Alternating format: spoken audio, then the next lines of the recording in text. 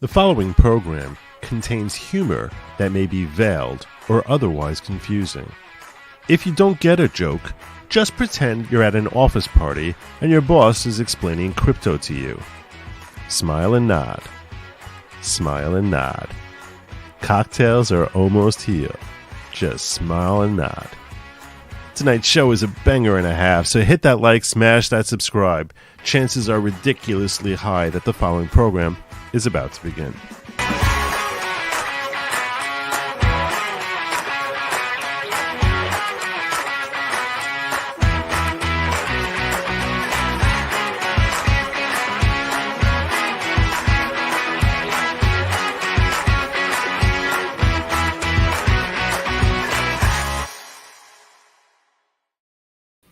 Good evening, everybody. Welcome to the Fire Program. I'm your host, Joe Neerman, a.k.a. Good Lawgic, a.k.a. Defendant of Free Speech. Defender of free speech. Whether I'm defending it from Judge Merchan or defending it from freaking transphobe. Transphobe. Can I say transphobe? Yes. TERF. Trans exclusionary radical feminist. JK Rowling.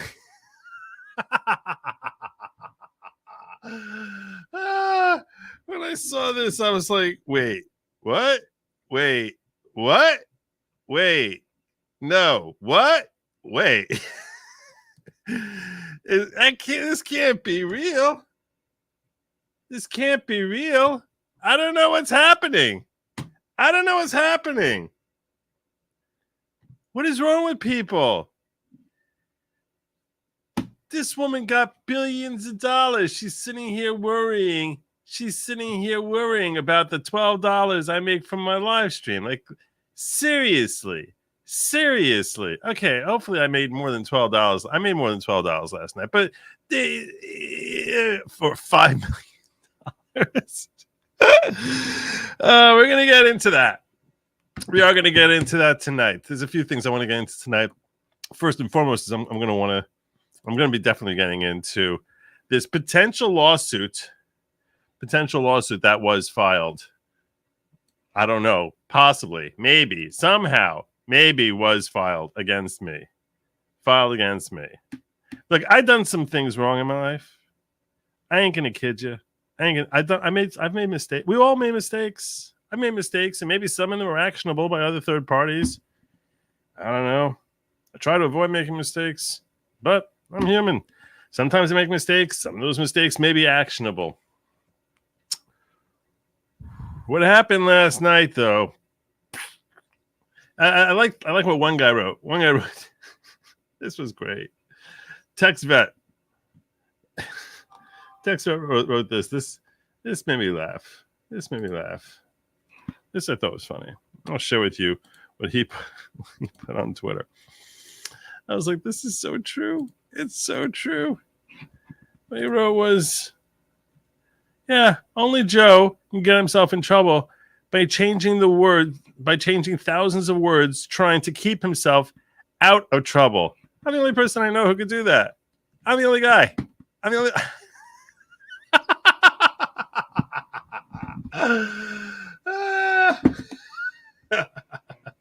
So good. It is so good. How does that happen? Okay, you're asking what did you miss? A lot of you are probably wondering what did you miss? A lot of you are probably wondering what you missed. Okay, I'll break it down for you. I'll share the story with you so you understand what happened. Okay? Last night I had a show. And here's the problem that I had. Okay? There's a lawsuit that was filed by the state of Kansas against a very, very big company who I basically figured if I use that company's name, because I know they're sponsoring everyone. They've been sponsoring everyone since 2020. Since I know that they're sponsoring everyone in media, everyone, ABC News brought to you by CNN, brought to you by Google, brought to you by, and you all can probably figure out the fill in the blank. You can all fill in the blank. Show shall not be named. Sorry, that's my Voldemort laugh. Yeah, so I was trying. I had a problem. Coming to last night's show. Two problems, really. There's really two problems. So there's this lawsuit that Kansas filed against a big pharma company for issues that related to certain remedies of certain very well-known, very widely discussed topic in the, let's call it, the health industry over the last, starting near in Trump's last year in office and becoming like practically the theme of certainly the first 2 years of the Biden administration. And it was widely litigated, and all those regulations that people across the globe were all dealing with. And a company which came out with one of these remedies is now being sued by Kansas, the state of Kansas, coming after them. And to me, I thought this was a really interesting thing because everyone knew that all those companies were well insulated by Congress. Congress specifically had took all of their skin out of the game and said, whatever ramifications come of this whole thing, whatever health ramifications come out of it, of your efforts and what you and your products, you can't be held accountable. This was very frustrating because some people perhaps failed to consult a doctor, did consult a doctor, not happy with the results of the product, and they basically don't have any recourse against the manufacturer because Congress insulated them. Lo and behold, along comes Kansas and is coming after this company for potentially, add it all up, billions of dollars, like a lot of money. Now, this company made 75 of those billions of dollars. 75. And Kansas came out with a 179-page complaint, and part of it is laced into these various consent agreements that Kansas formed with this company. One was in 2008, one was in 2014. And I'm looking at this, and I see it's 179 pages. Ooh, look at the lights coming on. 179 pages. Now, I don't like reading legal documents to you guys here on the air, and I understand that sometimes I feel like I have to sort of call attention to so you can better understand them. And if I'm not going to give them to you, then who the hell else will, except for maybe Robert Gouveia, who does a great job of it, probably better than I do when he's breaking down legal. I love the way he does it. He's become my role model on that. But I'm always very bothered in doing it for a couple of reasons. One is because I look at this as if I am information and entertainment. I'm infotainment. And if I'm going to go through a long complaint or any legal document, it gets dry. If it doesn't feel entertaining to me, like I'm bored by it. And I'm like, if I'm bored by it, I assume other people are bored by it. And I'm like, why am I doing this? I don't want to do that.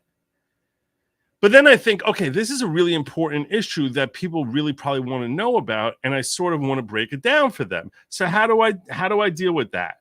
That's one problem I had, is that when I have like something that I feel is really newsworthy, very complex in the legal elements, and the legal elements of it are complex, and I feel it's something that you're not going to get from most sources. So if I'm not going to do it, I feel like I need to step into the breach and help enlighten the public on that sort of thing. That's number one. The other element I had was, you could see from the way I've been dancing around here, YouTube does not like me talking about this. Like, does not like me talking about it. I even named my stream last night, "Don't demonetize me." Please don't demonetize me, because I've had issues with them on this very topic. This is the one area that they seem to be relentlessly aggressive against me and saying, "We really don't like you talking about this, Joe. We really don't like it." So what did I do? So I said, "Oh, okay. I thought I was like really creative, proud of my own perspective. I was like, this is a great idea. Kill two birds in one stone. Make it way more interesting, and also avoid any buzzwords which might trigger an algorithm." And the work product that came out of it was that it says it will complaint. And I said to myself, okay, I'm going to change everything around here. I'm going to take certain words. I'm going to do replace all. That every time this word comes up, like the name of the company, I'm going to change it.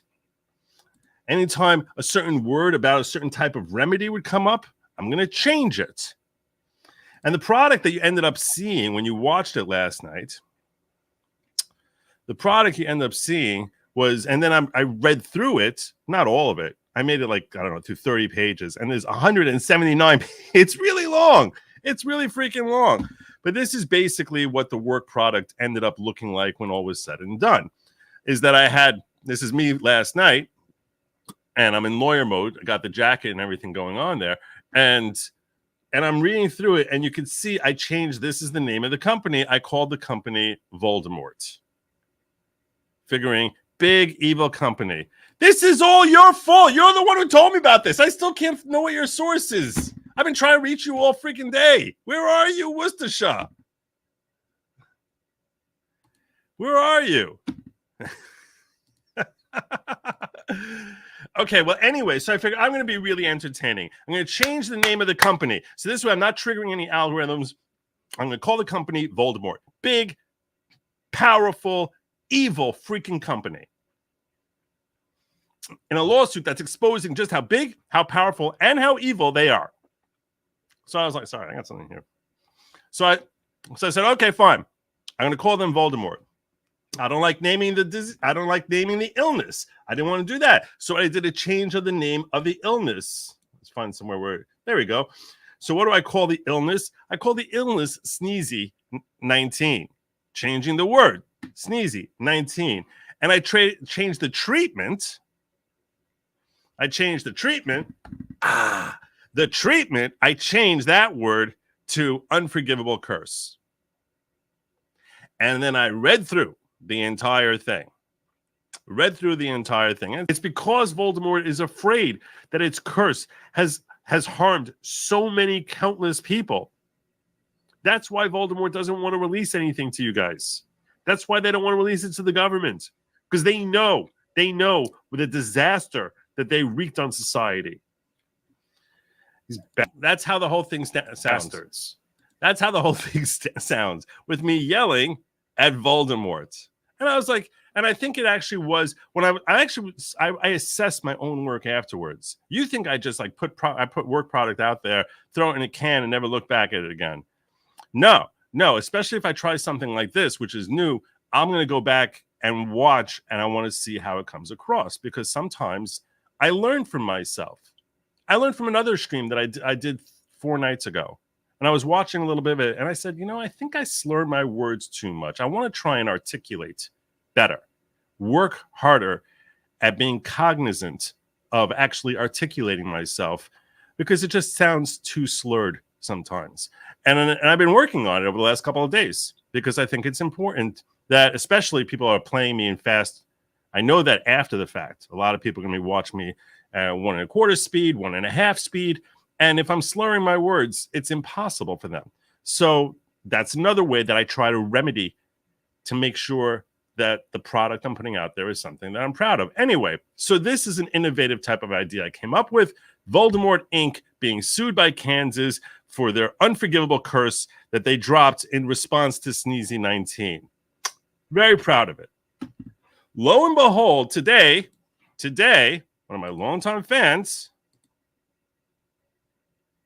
hits me up, letting me know that, oh my God, Joe, JK Rowling filed a lawsuit against you in Great Britain for purportedly thieving her intellectual property. That's what she's alleging I did. I'm going to have to go to the Wizengamot. Oh my God. Where's Dumbledore to defend me when I need him? Where is he? Oh my God.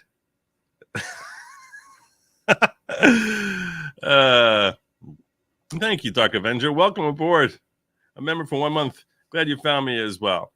So Worcestershire tagged me on X today saying, please don't take this as a joke. Please recognize this is serious because trans exclusionary radical feminist JK Rowling is notoriously famous for protecting her intellectual property.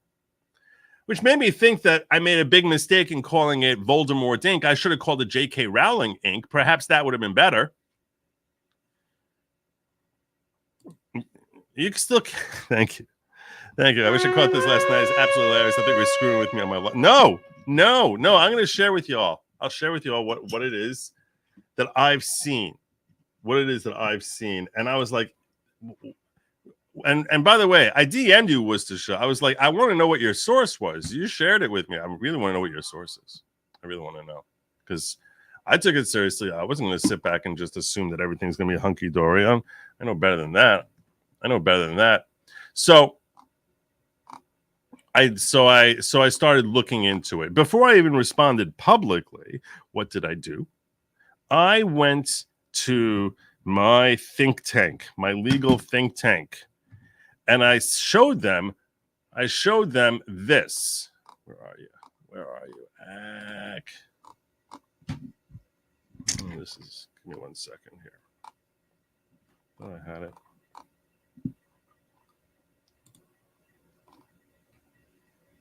There we go.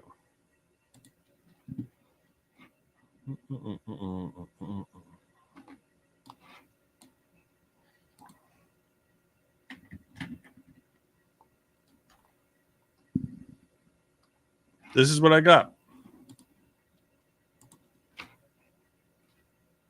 Oh, this is coming up a little blurry for me. I don't know. It's blurry. It's blurry. I feel like Kenneth Copeland. It's blurry. I'm not sure if it's actually blurry for you because I was looking at my monitor and I was like, why does it look like it's brown along the edges? I think my monitor is dying on me. So I'm gonna do this. Let me pull this. Let me do this a little different. I'm gonna open this up as a picture and try sharing it that way. So we'll try and get it as clear for each and every one of you as it was for me when I opened it. Where is it?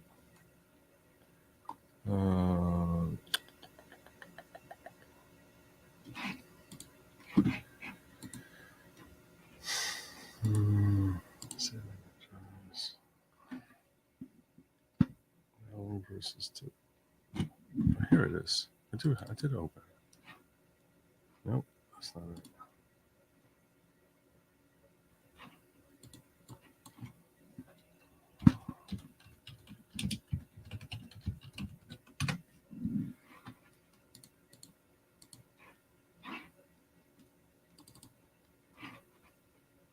All right, here we go. I know it's blurry, and I'm sorry for that, but this is what we got. And this is going to look weird to a whole bunch of you, but basically, claimant's name is Joanne JK Rowling, care of Mark Hutchinson Management and Stonehill Salt PR. Defendant Joseph Neerman, also known as Good Lawgic, brief details of claims on June 19, 2023, which that's a weird date to be putting in there if you're someone who's professional. Defendant Jay Neerman did live stream under the identity Good Lawgic, whereby he did infringe the plaintiff's works under the identity Harry Potter Inc. So I didn't know there was a Harry Potter Inc. I guess that's not crazy. Maybe it's called maybe her company is Harry Potter. I don't know. The assertion states Mr. Neerman willfully used names, locations, and themes held under IP protection to J.K. Rowling pursuant to the Copyright Designs and Patent Act 1988, Section 9, subsection 10. I saw this and I was like, what the hell? What are you talking about? Okay. All right. And apparently, where else did I see this? Apparently, she's what I was told.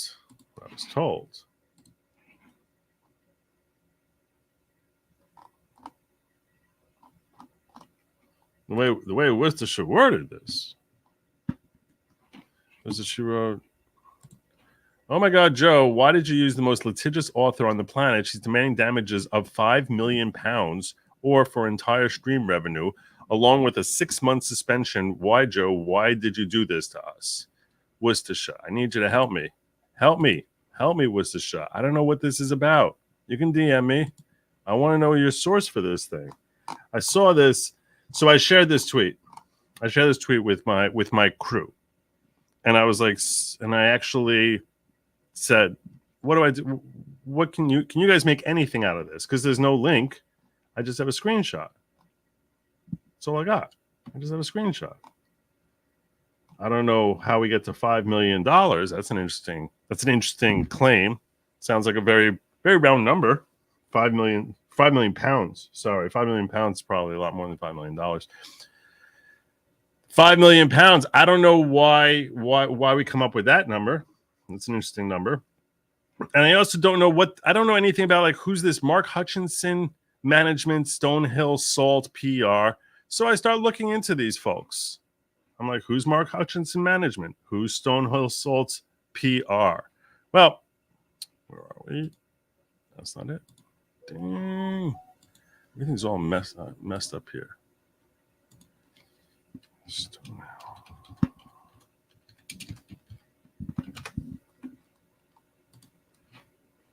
Here's Stonehill Salt PR.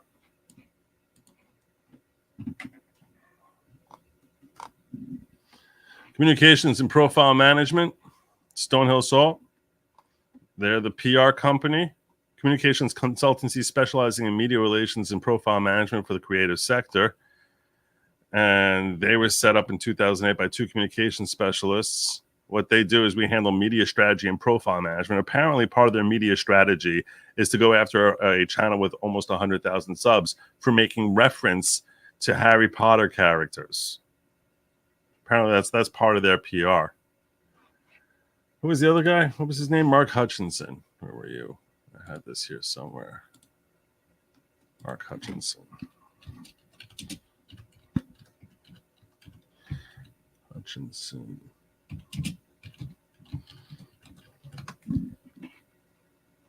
There you go.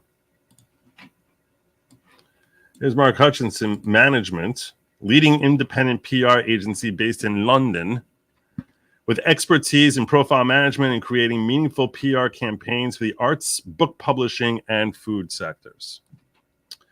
They specialize in managing media and communications for individuals in the public eye, working across whatever. So they're some other management PR company.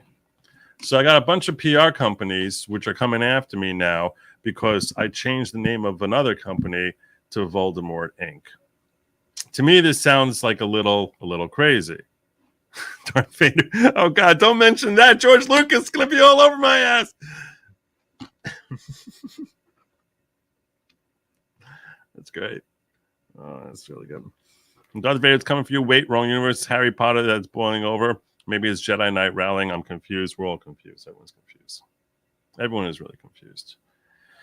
So I said, let me look into this a little bit further. Another give, send, go for your legal. Maybe we're gonna see that coming. I don't know. Should have called it pure blood. You're just trying to get me in more trouble. I know. I'm wise to what you're doing. I didn't realize you're so big in England where you go there to defend yourself, bring a toothbrush. Thank you kindly. Juneteenth fools, haha, get them. Yeah, that's the other thing. So they got the date they put down here. What the heck is June 19, 2023? First of all, I started my stream at 11 o'clock yesterday, and then I ended up, after I started my stream at 11, I didn't get to that story till midnight. In London, it was 5 in the morning, June 20th. So it wasn't June 19th anywhere in London when I streamed it. And it was a year later. It was June 20th, and it was a year later. So how unprofessional is this? Also, what's with the whole font thing that's happening here? How do we have two different fonts? What is happening here? And why can't I get a link? Let's see, maybe Worcestershire came back to me on this. No. I don't see anything from Worcestershire. I don't know where she got it from.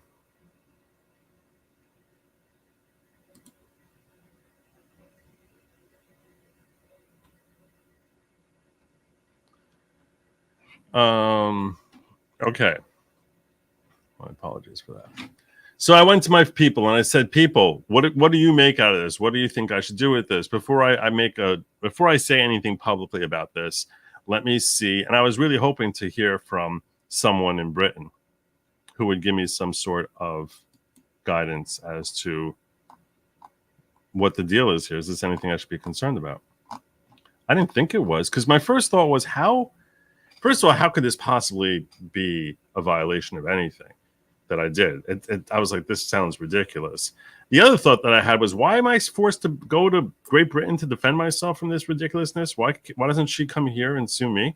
Like, I have to sit here subjecting myself to the willy-nilly court of Great Britain. We know Johnny Depp went there, but he chose to go there to go after the Sun.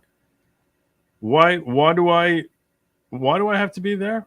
That doesn't seem to make any sense. So,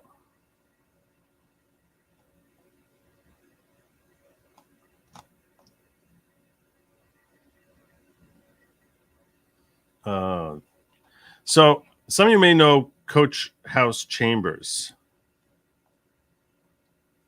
He's a barrister I'm in a group chat on X, which has a whole bunch of folks in there who really podcasters. And this individual, I ran in there, and I have to be very concerned here, because I don't want to share anything from a private chat. I would never ever do that. So I sort of want to figure out how to share this. I was trying to figure out how to share this in a way that would not basically, and then no one would feel I violated any sort of confidences that they had. So I shared a copy of the link, and this was actually during when I was on with Valiant Renegade earlier today is when I came across this.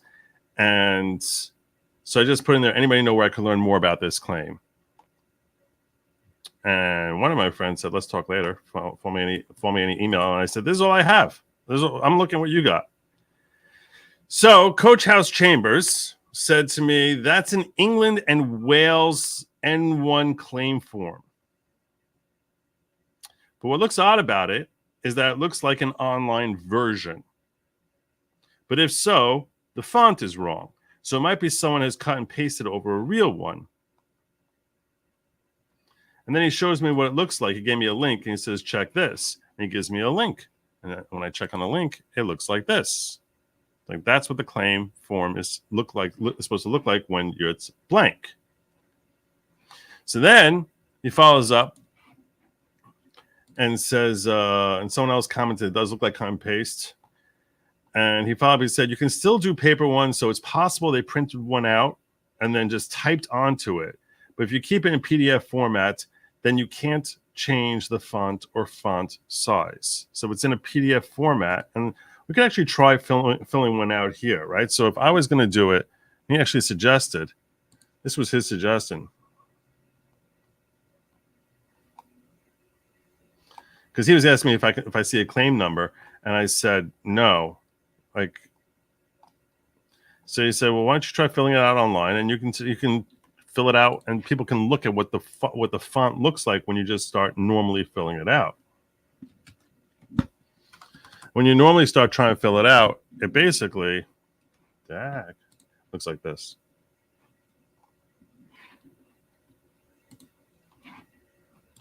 So if I was suing JK Rowling, so first of all, I don't know why there's no address there in that little thing that I see. But I basically have good Lawgic, LLC, and then I would put in 1, 2, 3 Penny Lane. And then I would sue here, JK. So you can see what the font looks like there. JK Rowling. And put an address of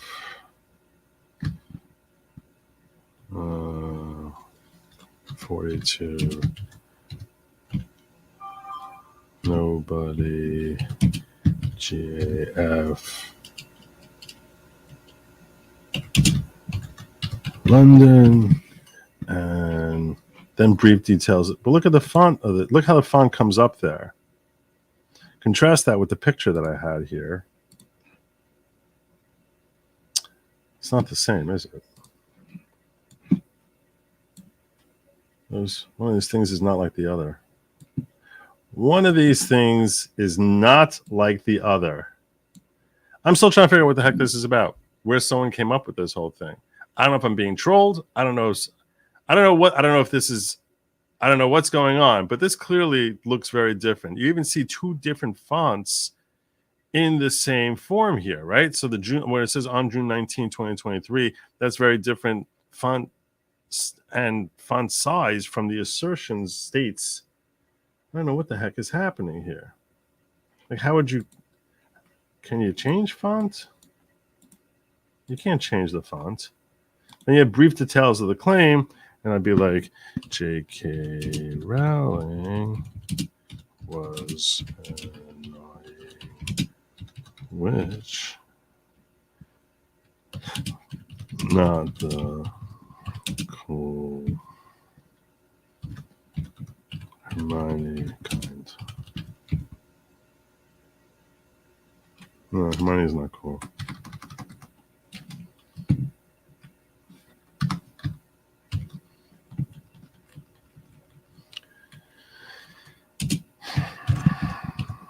Well, whatever. You get the point. So everything here looks very different. Then down here, you fill in the value. And then this is where the defendant's name and address is. The value is, I guess, that's where you put in the amount.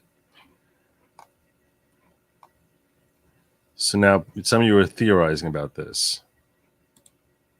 Poll, real or fake? I'll put a poll up.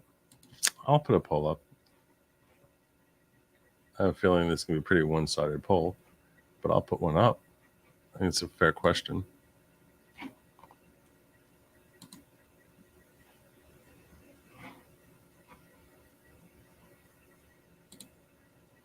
Start a poll.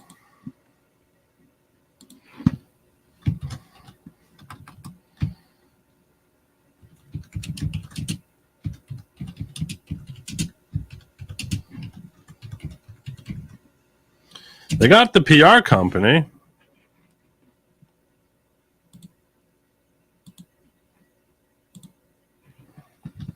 So, too early to tell. Was I sued by JK Rowling? Yes, no, too early to tell. There you go. I need 1 second.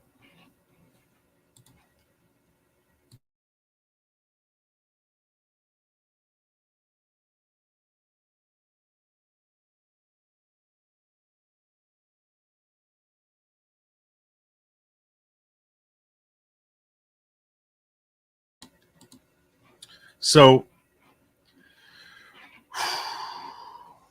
yeah, it's a gag. Professionals don't miss details. That's what you would think. That's what I would think also. Like, you don't get, they wouldn't say 2023. Everyone send our dear not a cult leader any galleon sickler nut. All hell, good logic. Any galleon sickler nut. You're all trying to get me in much hotter water. Her folks probably watching, and they're like, he's still doing it. He's still doing it. You say copy and paste. Well, let me share with you more of what House Chambers said. He says, I used to always type out pleadings just because I like to format properly and use Times New Roman. But now the court just says to use the crappy online versions. As you're in the U.S., this is an interesting thing. He said, as you're in the U.S., I believe they would have to go through a real rigmarole, which that's got to be a British word because I've never heard anyone use that term other than my dad. So I know what rigmarole means. At least I think I know what it means. But I've heard the term used. To serve on you anyway, you have to get the court's permission for alternate service. Then it has to go through the embassy. So I asked, how the heck would a British court have jurisdiction over me? And he says, see, my telepathy to answer that before you asked, because we wrote that at the same time. So I said, no, even if I was personally served, like, why would I be obliged to answer complaints across the globe? How illogical is this? How illogical is this? Because I asked him for permission to actually share this with you. So to share this discussion with you. So I said, why would I be obliged here to do this? He says, technically, you could sue a U.S. resident for IP infringement through the E&W courts if the offending material was viewable in this jurisdiction. Enforcement is obviously an issue there, though. But this is clearly a fake claim. Oh, okay. How do you know that? How does anybody know that? I don't understand. I mean, I think it's probably a fake claim, but, you know, it's purportedly being lodged on behalf of two companies that I'm just making sure I'm not getting anyone else in this chat. On behalf of two companies that have no that actually are representing JK Rowling. So he comes back to me and says, if you want me to bore you to tears with how to sue someone out of jurisdiction, he gives me a link for that. And then he says, it isn't uncommon for people to sue foreign nationals in English courts. Of course, you can't face them to cooperate, but you can then get judgment in default and go after any assets they may have either here or in any of the countries we have reciprocal enforcement treaties with, example, EU, EFTA, and a lot of Commonwealth countries. So this is a scam. Basically, what they do is, he's saying these British courts, what they do is they allow a litigant to say, hey, somebody who lives thousands of miles away and basically has no way of actually defending themselves has wronged me. So let me present my evidence, get a default judgment. They've never set foot in England as far as I know, but let me get a judgment against them, and then I'm going to go enter it in their local place that respects our judgments and start taking their money. I don't know. I don't understand that. A lot of Commonwealth countries. I'm very concerned that America is one of those freaking Commonwealth countries. Like, now I have to start researching whether or not I have to be concerned about an English judgment against me. Like, this is ridiculous. So he says to me, so if this was a real claim, which it isn't, and it had merit, which it doesn't, then a successful judgment could be used to garnish any YouTube revenue.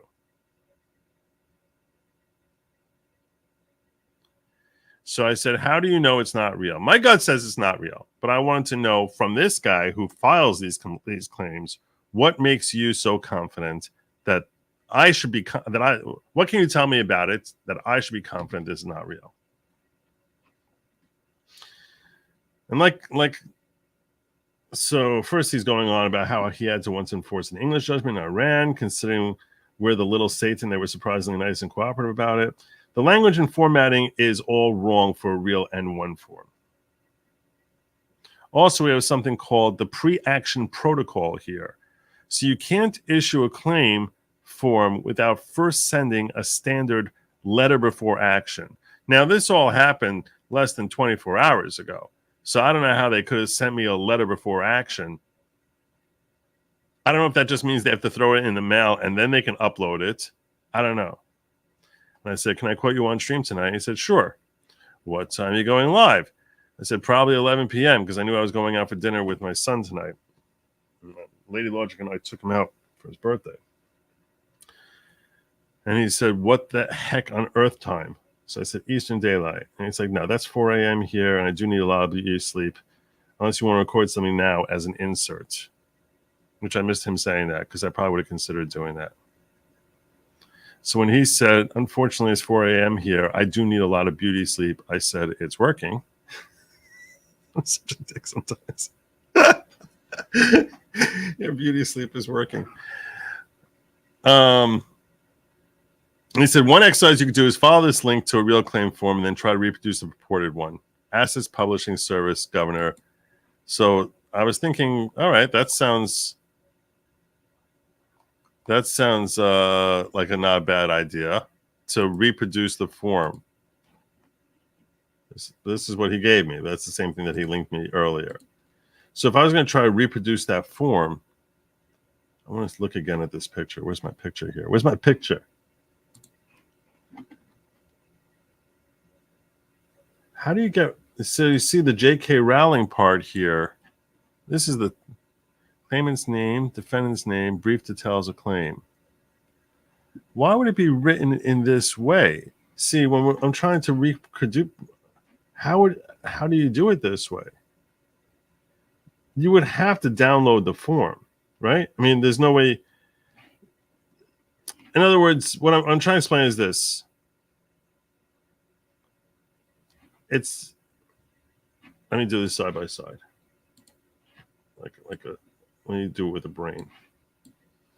So if I want to try to make the right side of the screen look the same as the left side of the screen. So first of all, I do rolling.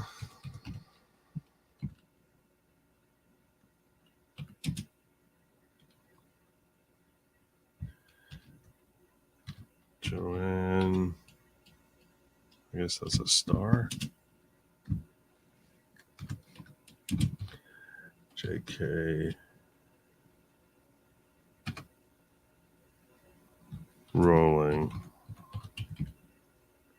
See, it doesn't come to the center like that.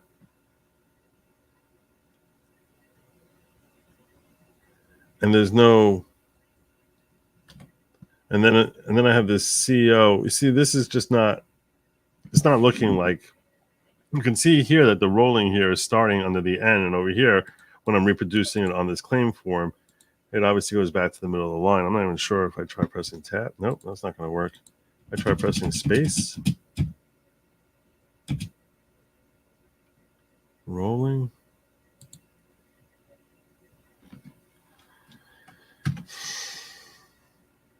If I come, they don't seem to put my address in here unless they put it and it's cut off on this potato type of thing.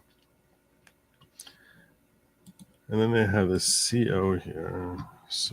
I'm just trying to see how this whole thing would, if it's possible to do this from this form that they gave. Mark.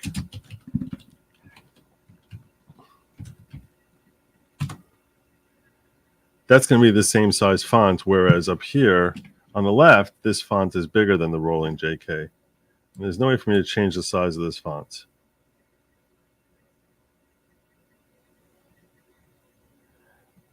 And if you look at even the top of the claim form, where this one says you may be able to issue your claim, mine has saved time and money. Go to www. Am I in the wrong place? Where do they want me to go? www.moneyclaim.gov.uk. So maybe they use that form? I'm very confused. Because obviously when I get to the brief details here, and I start right out on June 19th, this is going to look very different. 2023.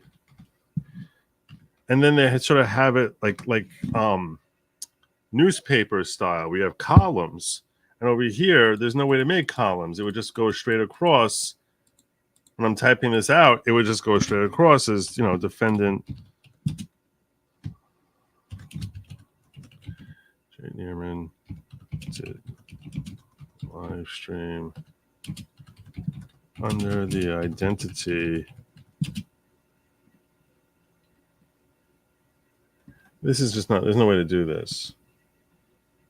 This is not possible. Besides the fact that this is a different font between the two sides of the two columns. Column 1 is a larger font. All right, so this is very weird. So maybe they did use the money form thing. So this is, let me try that. Let's try that form. www.moneyclaim.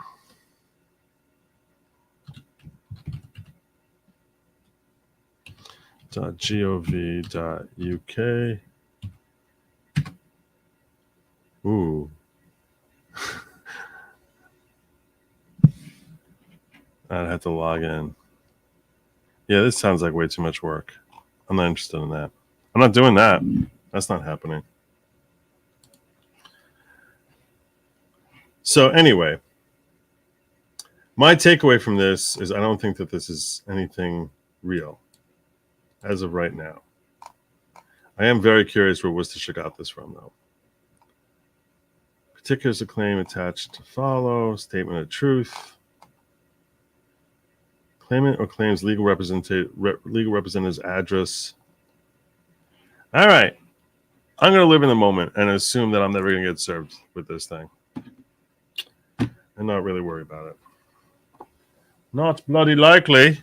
Not bloody likely. Where is my vape?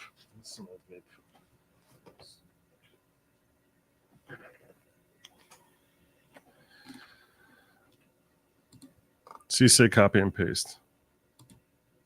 You're the one who sent it to me. It has the wrong year, doesn't it? Yeah, it has the wrong year. Wrong day, even. It's Third Person Thursday, okay? It's Third Person Thursday. So, no jacket. I wasn't in the mood to change. I went out for dinner, and I was like, I'm just not in the mood to put on the regular getup tonight. We'll take a night off. This is like my weekend. This is like laid back Friday for me. So, yeah. There are 8 cases in which JK Rowling sued people regarding Harry Potter. None of them were for a use of character name. They were fan fiction, etc. Really? So I'm being trolled. Did anyone even contact you? Why did you offend that gorgeous redheaded author? Such a meanie. No. I happen to be a big fan of her work, obviously. If I wasn't a fan of her work, I wouldn't have I wouldn't have so easily referenced her work. Look at this. Look at this. Oh my God. I'm really close to 99. I should actually be making it to 99 tonight. Come on. I'm 46 people away from 99. 46 people from 99. 46 people from 99,000. Sorry. I don't know. My brain just sort of squirreled for a moment. I feel much better when you about not worrying about anything here. Because honestly, look, do I think she has a legitimate basis for her claim? No. But I also don't know British law. And I don't know what they think about fair use. I don't know what they think about our perspectives on copyright law. I don't know whether they think that they have authority over me and they have jurisdiction, even though we here in America, if you try getting jurisdiction over someone from Great Britain that way, I don't think that would actually work. So that's why I was like, there's too many variables here that I don't know the answer to. I don't know if maybe they have barristers and lawyers. So, and I still can't figure out, and solicitors, I still can't figure out which is which or what each one does. And I don't need the headache of trying to sit here trying to defend something from across the pond. So, yeah. And especially because my assets in theory would be easily attachable. If someone got a judgment against my company, that would be far more easily attachable. Frankly, my company is probably easier to get assets from than me personally. But because they could attach you to. So that's why I was very concerned, thinking, Leader Joe, maybe you can get the Great Oz or our alien guest to drop a house on the Wicked Witch. Frankly, I think there's a really good chance that I'm positive. This much I know. I'd be fairly certain JK Rowling, if this claim were real, I'd be fairly certain JK Rowling would know nothing about it. In other words, if anything, I would see that it's a PR company that has been charged that it's their duty to go after people who are infringing on her work. But I see so many different videos where people are talking about her work and handling her work. And I was just like, this can't possibly be. People making all these there are channels which are dedicated towards breaking down Harry Potter theory and showing different clips and breaking down what this means and the difference between the book. Did I see your texts? No. What do you got? I'm going to check and peek out your texts. What the heck do I know about copyright work?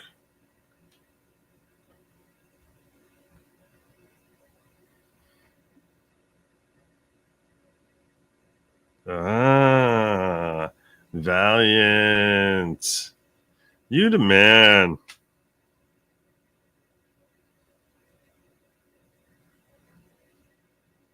You the man. All right. I'm going to send you a link. If you want to pop on in here for a minute. Bum, bum, bum, bum, bum, bum, bum, bum, bum, bum, bum, bum. I'm going to send it on a DM. I'm going to send it to you by DM.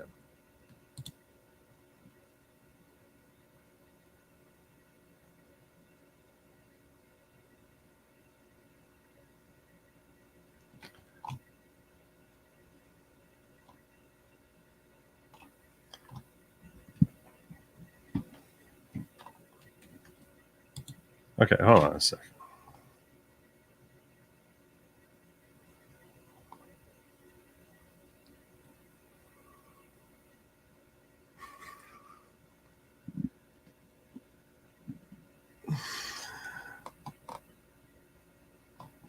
Oh, you.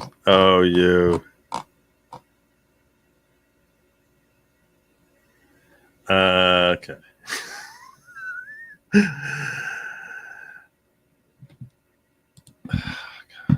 Such a pain in the neck. All right.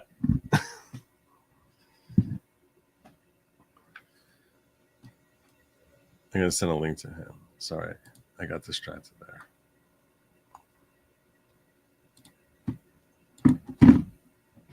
I'll send it to that group thing of yours.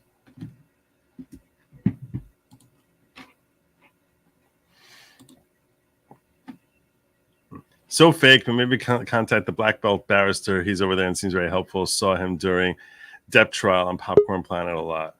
And speaking of people popping in different places, how are you this evening, my fine friends? What's up, buddy? Hang on, my camera's kind of goofed out because I wasn't here and I left it on. Let me reset it. Yeah, so when you told me this earlier on my live show, I was like, wait, this can't be. I'm like, this sounds weird, but then again, like you, I'm not an expert on how British law works. But one of the things when I looked at the post and I saw, let me get reset here. Here we go. One of the things I looked at when I saw Harry Potter Inc., that was the first red flag for me because this was something that was allegedly filed in the UK. And I don't pretend to know a lot about UK law, obviously, but one thing that I have spent much time on in the last couple of years is tracking certain UK corporate entities. And the reason people who watch my show will know this is because a number of Hollywood productions are filmed in the UK to get very lucrative film tax credits. So if you know usually the coded names of the entities themselves for things like Star Wars television shows and movies, Marvel television shows and movies, you can go see what Disney is actually spending on these things, right? Instead of just what they put out there publicly as the budget. So I'll share the screen here just to show you what I'm talking about real quick. So this is, I shared it backstage. This is the official, gov.uk corporate filing website. There's no real inks in the UK. They're all limited, UK limited. So, like, for example, right now everybody's talking about Star Wars The Acolyte. We've been following The Acolyte's production because their production that we found out the code name based on a lawsuit that was filed against it by a producer that was fired early on in the production. She filed a lawsuit in the state of California against Blue Stockings. Blue Stockings LLC in California and Blue Stockings Limited in the UK is how we came to that. Because they'll file a sub-entity in the UK under the California entity or in tandem with it, because you've got to have a singular entity in the UK for a film or television production thing so you can get the film tax credits. Anything that has to do with the production all has to go under and be reported under one entity even the stuff that isn't done in the UK. So we did a search here for Harry Potter. That's all I did. Show me all the stuff in the UK filed with Harry Potter. And right at the top is the one you would expect, which is Harry Potter Limited. Harry Potter Limited UK, filed in 1996. Well, there you go. That should give you a rough idea, because that was just before a lot of the film production went into process for Harry Potter. And if you click on that, and you'll see some of the people here, okay?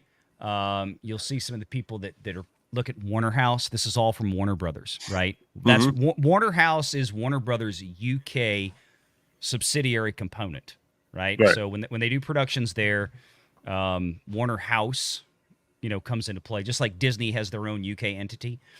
So it would have been, by all accounts, if you had gotten hit legitimately, it would have been Harry Potter Limited, Harry Potter theatrical productions, so they do stage plays, Harry Potter Quiz Group, whatever that is. I mean, Harry and Potter Investments, and then you get down to some other stuff. Now, JK Rowling, I'm sure, has her own entity, but obviously whatever it is not named Harry Potter, because we would have found JK Rowling here. Right. But if you were to search on this website, Joanne Rowling or whatever, you'd find every JK Rowling Limited or something like that.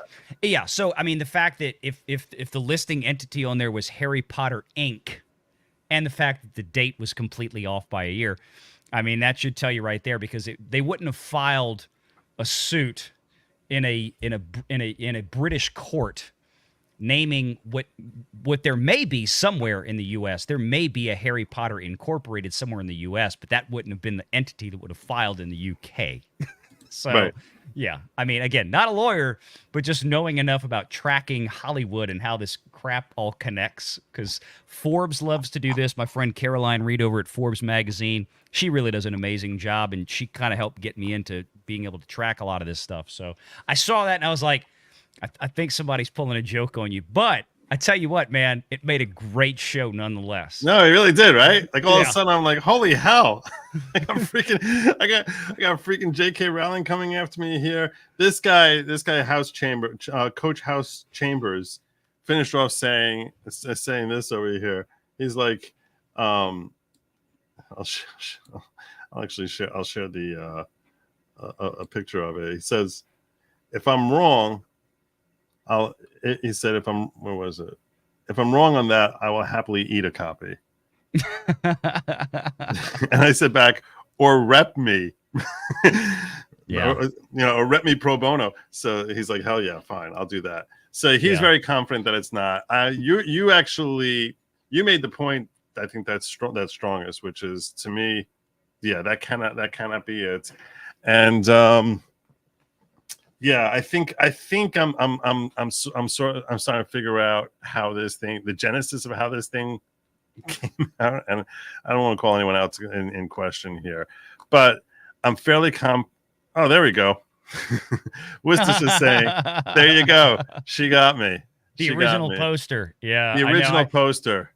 Yeah. I apart from all the graphics, like I said, my business brain went right to the corporate entity that was listed on there, and I'm like, UK, and I see Inc. That was the first thing I was like, I don't think that's right. That smells wrong. Look, if you're gonna pull a joke out there, kids, and you want to make it from JK Rowling, make sure you title it correctly to UK corporate entities, because there you go. That's how it's gonna slip by me. Wow. Yeah, no, I was sitting there, I was just like, this doesn't feel right, but I can't know it's wrong. Yeah. And then I was just like, who would actually invest the time to troll me like that? Because I sort of almost think to myself, like, I don't know. I always think of myself as being like someone who's too small to be trolled. So like, that's why, it's like, I'm not, it's not like I'm Ben Shapiro. I'm just like some stupid tiny channel. But yeah, apparently one of my fans here said, no, it's perfect. You're the perfect troll because you actually make a whole freaking show out of it. Ben would just ignore it. It's great, man. Look, it was a lot of fun. It's a good troll. I thought it was clever. Well done with the show. Yeah, absolutely. Well done. Well done. Well done. Well No, played. Thank you so much for popping in, Valiant. You're yeah, man. awesome. I appreciate it. You guys need to make sure you check out Valiant Renegade. Okay, I'm going to share with you a little secret. Okay, I'm going to be very real with you. Okay, I'm gonna be very. This is the type of real that only the few others that I know would actually say what I'm about to say to you. When I first brought him on here, I was like, okay, I like him as a person. Like I like him as a person, and he definitely has the chops for putting out good content. The business stuff to me is just like I get bored by it. I'm like I can't watch this in in any sort of meaningful quantities because it's just not my thing. And I was just like, I'm more law thing and the DEI stuff. To me, I was just like, eh. But I have to tell you, I've been watching him more and more of late. And I don't know if you've checked Valiant Renegade out recently. If you haven't, you should. Because the level of production as to what he's putting out now, it's not only it's far more engaging, it's far more entertaining. He has on some great guests. He has a speaking voice, which is the envy of the industry. Somebody here was a guest today on my live show. I was a guest, yeah. And what I'm saying is, it's not the same dry business stuff that it was, I think, when you first were coming out. And it's really expanded in a way that is very healthy and very natural and is far more engaging with its audience. So if you haven't checked out Valiant Renegade recently, I urge you to join me in checking it out because I watch him a lot more frequently now than I did when I first started because I'm really enjoying the product that he's putting out.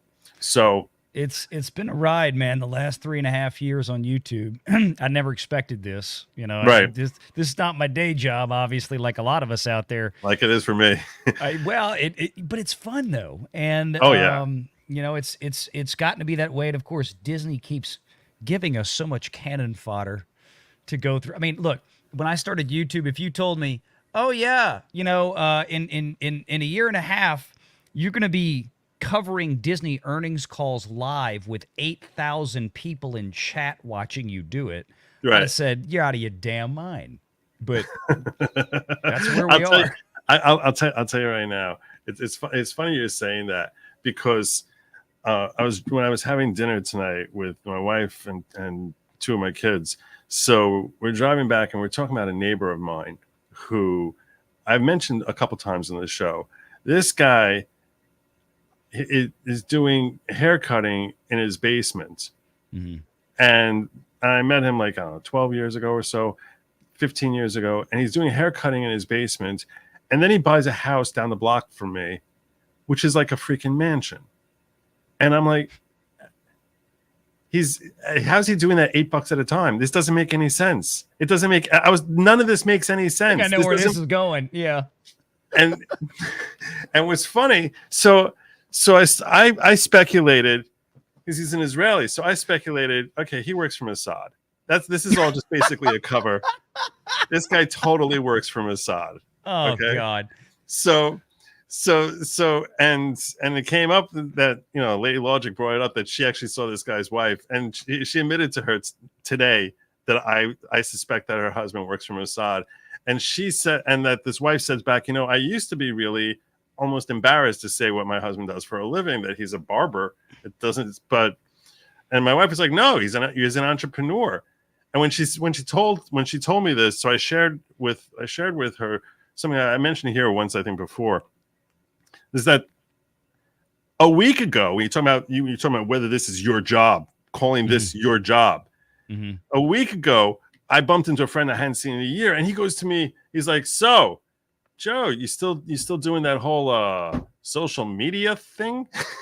I'm like, it was so dismissive. Yeah, it was like so dismissive. Like, yeah, you still tinkering around with that little hobby, and I just sort of, and I was like, I was really outraged. But I don't want to. You know, it's a social setting there. I just looked at him and I said, "You still doing that whole dentistry thing?" And and he's like, "I'm a dentist." I was like, "Yeah, I'm a social media guy. That's what I do." It's funny. I had a similar conversation just a few days ago on Father's Day. I was at my father-in-law's house, and My wife and I will be celebrating our 20th anniversary in a few weeks. And we've been together a total of like 25 years. And, I still run a financial planning practice professionally. That's my day job. And people who watch my channel know that. That's why we talk about the financial side of things. But I was at my father-in-law's house last week, and he's a CPA. And I, was giving him some additional tax documents. So he's like, you still doing the thing on YouTube? I'm like, yeah. It's like, yeah, okay. He's like, well, have fun on your blog this afternoon. That's what he called my live show. I'm like, yeah, okay. It's a blog. It's good. It's good. It's like, then I showed him the 1099, and he's like, oh shit. It's like, it's we all get it. I mean, I mentioned, I think that I sued Judge Merchan, right? Yeah. And so to ungag Trump. Correct. So when I was making oral arguments, the other side, the assistant district attorney was basically, and another attorney for Judge Merchan came in there, and he's like, just because someone's got some blog doesn't mean that they have standing here, and they're hating on and basically trying to make it sound as if I'm some big fat nobody, and therefore I have no rights to bring that cause of action, which is so offensive. Not only because you want to just call it, fine, I have a blog. Okay, that's what I do. I have a stupid You don't have blog. a right, but yet you're a voter. To me, that's enough right. And that's what I was thinking. Who cares? Why do I have to enter some special class that all of a sudden, if I want to just have basic rights that are guaranteed to 330 million Americans, that I have to earn my way into earn your respect? I need to earn your respect. Frankly, when you say something like that, I basically put you in a list of people whose respect I never care to earn. I don't care whether you respect me. I don't care if you disrespect me. Whenever I'm looking at people based on how they act, I sort of assess. They make the call as to how I'm going to look at them, how I'm going to treat them, and I'm just going to react. I don't decide. I start off, I'll give everyone grace and assume that they're a good person and that they're high quality and high functioning and high value with good moral character. When you come out there swinging with, he's just got a guy with some blog, he's got no business being here. I look at you as if, okay, you're one person whose respect I don't even need to think about earning here. I know he's looking down at me, and I was like, but I don't care. I don't care, because frankly, I look down on him. I look down on him as he's a loser. That his values are so twisted that he thinks that this is what makes someone special. I always was very bothered by the elitist class, that for thinking that being an elitist is some sort of accomplishment just because you spent time in school or your parents had money to send you to the right schools, where it's like, you didn't earn it. You didn't earn any of that. You just basically sat through and did what anyone in your position could have done. But there's millions of people like that, and there's nothing particularly special about you, but you think because you've been validated, now you think you're special, and that's sad. That's really the best word. It's sad. It's sad. It is, and you're right. And the whole issue with the case and the legal standing side, everything you said is spot on. It's the elitist class, and that's what it boils down to. The people that think you don't have the right friends, you don't think the right way, you didn't go to the right college, you don't have the right job, you don't go to the right parties and socialize in the right manner. And to all of those out there that think like that, guys like Joe and I have one thing to say to you. We do have legal standing because we're registered voters, motherfucker. That's the bottom line. That's where it comes down to later this year. But man, thanks for having me on. Oh, look at Nate down there. Yeah, Nate, good to see you, buddy. I got Nate. I got Nate in the chat here. I'll share with you one more quick story before you go. Go ahead. Yeah. I talked. You know about Nick Rekieta's troubles and everything that he's dealing with. Yeah. So it's rough to see. Yeah. So I actually got his approval. That I said, do you trust me that when I have conversations that I'm never going to share something but if I share something that it's something that's in no way could possibly bother you. Mm-hmm. So he's like, yeah. So he's like, I recognized that when they're looking at him, the cops are looking at him, they see him as being some blogger. And they sort of question, like, how do you live? What are you living off of? And maybe that makes them think that he's involved in some sort of illegal activity. And they don't realize that he's literally making more than all of them put together. Like, he's making, there's 5 cops in there, and he's doing this thing that we do. He's making more than all of them put together. And once they realize that, they start being like, oh, okay, now I get it.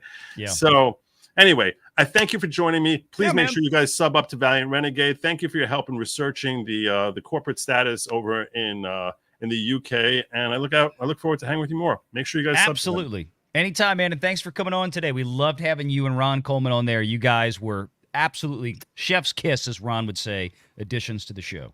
Later, covering brother. We covered the James O'Keefe stuff, man. They were great. O'Keefe stuff, indeed. Yeah. All right. Take care. Take care, my friend. You guys check out that video that we were on, because that video was pretty fire. Let me get to. I'm not going to review it here because I just feel like it would bore me because I've done it already. There were a bunch of chats that I didn't get to yet. So, Leader Joe, maybe you can get the Great Oz or Alien Guest to drop a house on the. I'm not a leader.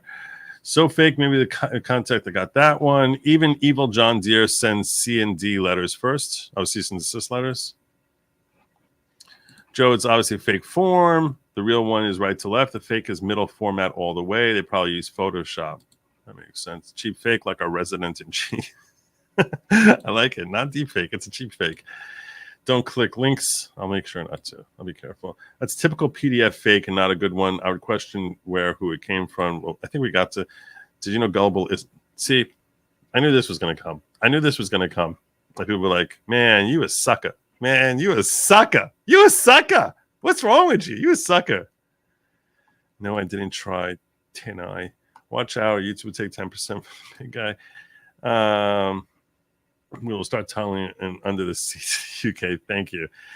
Yeah, you're very innocent. Very innocent. Worcestershire, very innocent. This is the leader. See, you know why I got duped?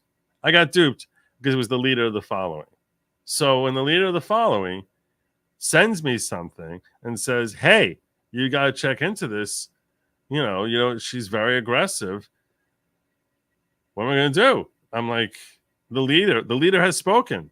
Because everyone knows I am not the leader of the following Worcestershire's. So I was walked down on a plank here that I had no way of avoiding.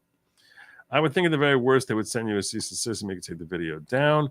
Also, Joe, some good news. My buddy and his wife, who are having twins delivered, them. Oh, congratulations. 2 healthy boys. That's awesome. That's really awesome. On the other side of it, also thank you for your prayers. My cousin unfortunately passed this weekend. I'm sorry about that. Well, Marines don't quit. Good men get called home sooner. Indeed they do. I'm sorry for your loss.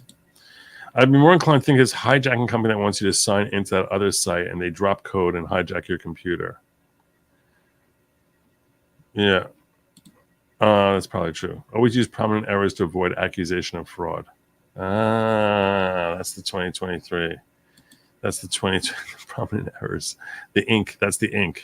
I was going to say, you're British. You should have known. So I think that was supposed to be the little tell that, hey, Joe, if you know anything about British companies, we ain't got no inks here. We don't do the incorporated. We don't do that. Gosh. All right. That was the first thing I wanted to cover. There was another thing. There it is. All good there. Let me check over, make sure I didn't miss nothing on Rumble, because that's possible to happen. I don't see anything. Nope. I think I'm good.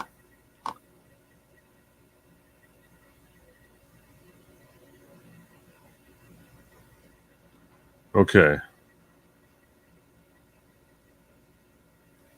A terrific blog thing upon the horizon. All right.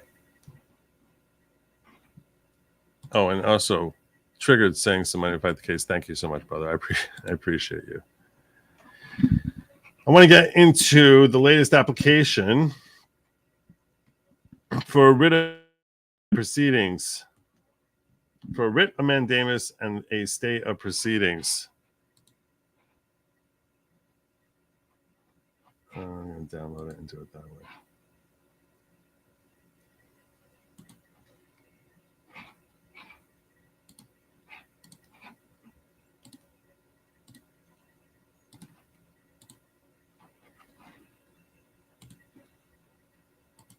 You all following what's been going on? What's been going on with Judge Uriel Glanville? So there's this case going down. It's a RICO case down in Georgia, where some crazy stuff has been going on with the judge. You might know about it because I've only talked about it 4,700 times. But Diamante Kendrick is one of the defendants, and he brings an emergency petition for writ of mandamus and stay of proceedings. So let's go through it. Look at this. He's serious about it. He's serious about it. Oh my God. What did I walk myself into? All right, 24 pages I can do. 24 pages I can do. Comes now. Yeah. Diamante Kendrick, petitioner buying through his undersigned counsels, and brings this emergency petition for writs of mandamus and a stay of proceedings, showing as follows. Jurisdiction, explanation of emergency nature of petition. The emergency petition concerns itself. I'll do this. Draw. Emergency petition concerns allegations of serious breaches of the Georgia Code of Judicial Conduct that violate petitioner's state and federal constitutional rights. This petition relates to conduct of Chief Judge Glanville's Chief Judge, and not to any rulings or orders of the judge. So all we really care, what we're calling to your attention here, is the ridiculous conduct of the judge, of the conduct of Glanville. This court has jurisdiction on this matter under Georgia Court Constitutional Article. So it seems as if this is being brought here, just to be clear.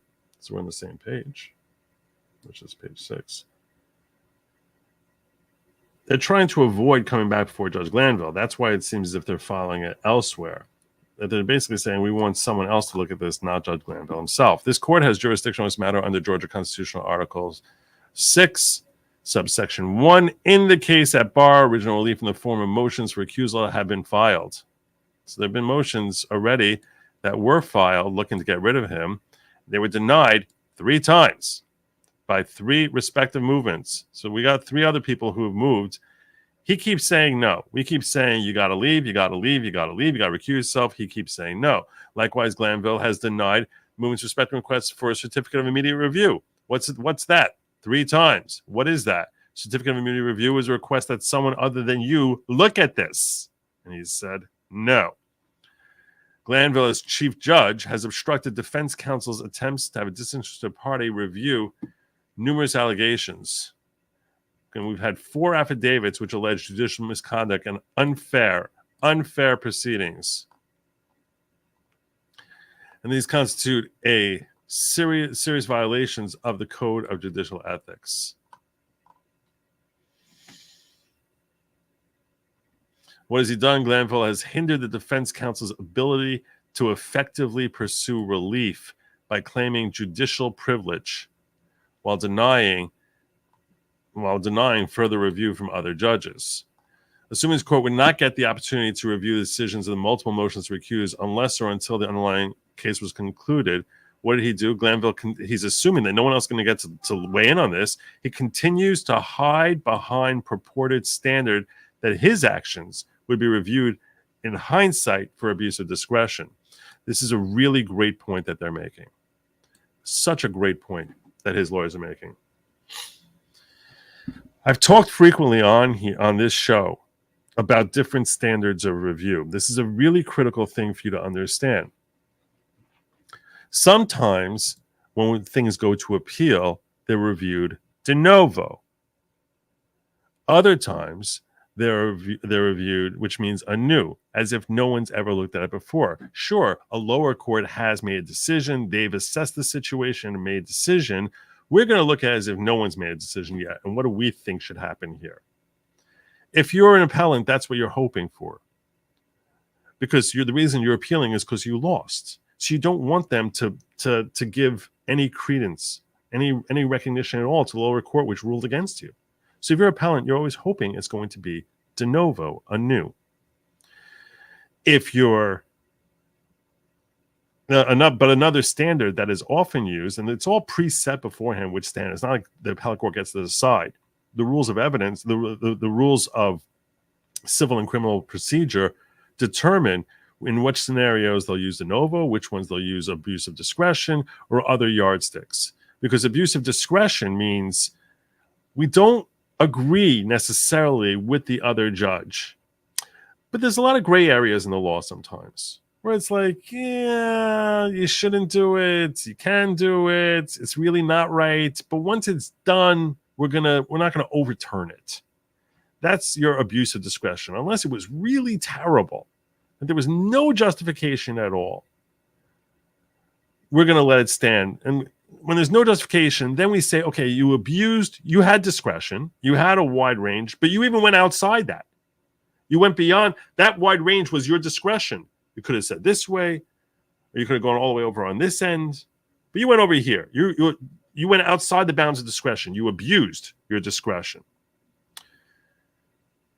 Abuse of discretion when you're on appeal is much more difficult to overturn. So what they're pointing out here in this case is that he's motivated to deny and then say no one else should look at this because it's more likely that his decision will be reviewed under an abuse of discretion standard. And if it's under this abuse of discretion standard, even if the court would not really do it beforehand, after it's done, we're just going to accept it and let it and validate it after the fact because it wasn't an abuse. It was wrong, but not an abuse of his discretion. That's what he's hoping. That's what the judge wants. So they're pointing out that the reason that he wants them reviewed in hindsight is because he figures he's going to have this abuse of discretion, even though he really should not be doing it. No judge would be doing it. But since it's going to be judged by a standard that's favorable to him, to upholding his decision, that's why he doesn't let anyone look at this right now. Because anyone normal who's looking at this would be like, we shouldn't be going forward at this point. If it was being reviewed de novo, it wouldn't. No, they would overturn it. But under abuse of discretion standard, it might pass muster. That's why he's doing it this way. Glanville's obstruction of defendant's right to a fair and impartial trial has risen to a level defense counsel now believes all attempts to obtain relief in the Superior Court of Fulton County will be ineffective. We have to assume that. He's been so ridiculous. We have to assume that no matter what we do, everything's going to be ineffective. 3 motions for recusal, all denied. 2 writs of mandamus are already attached to the instant case, which were filed and pending for more than about a year.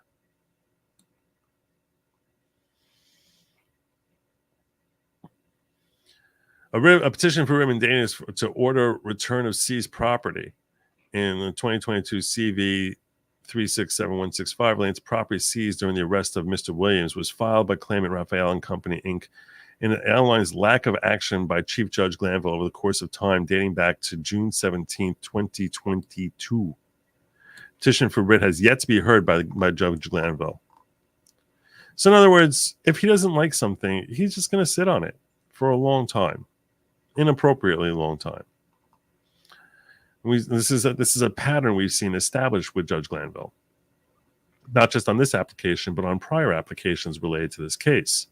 Therefore, any effort to file a writ of mandamus in Fulton County that would be heard by Chief Judge Glanville will result in frustration and lack of action. Nothing's going to happen.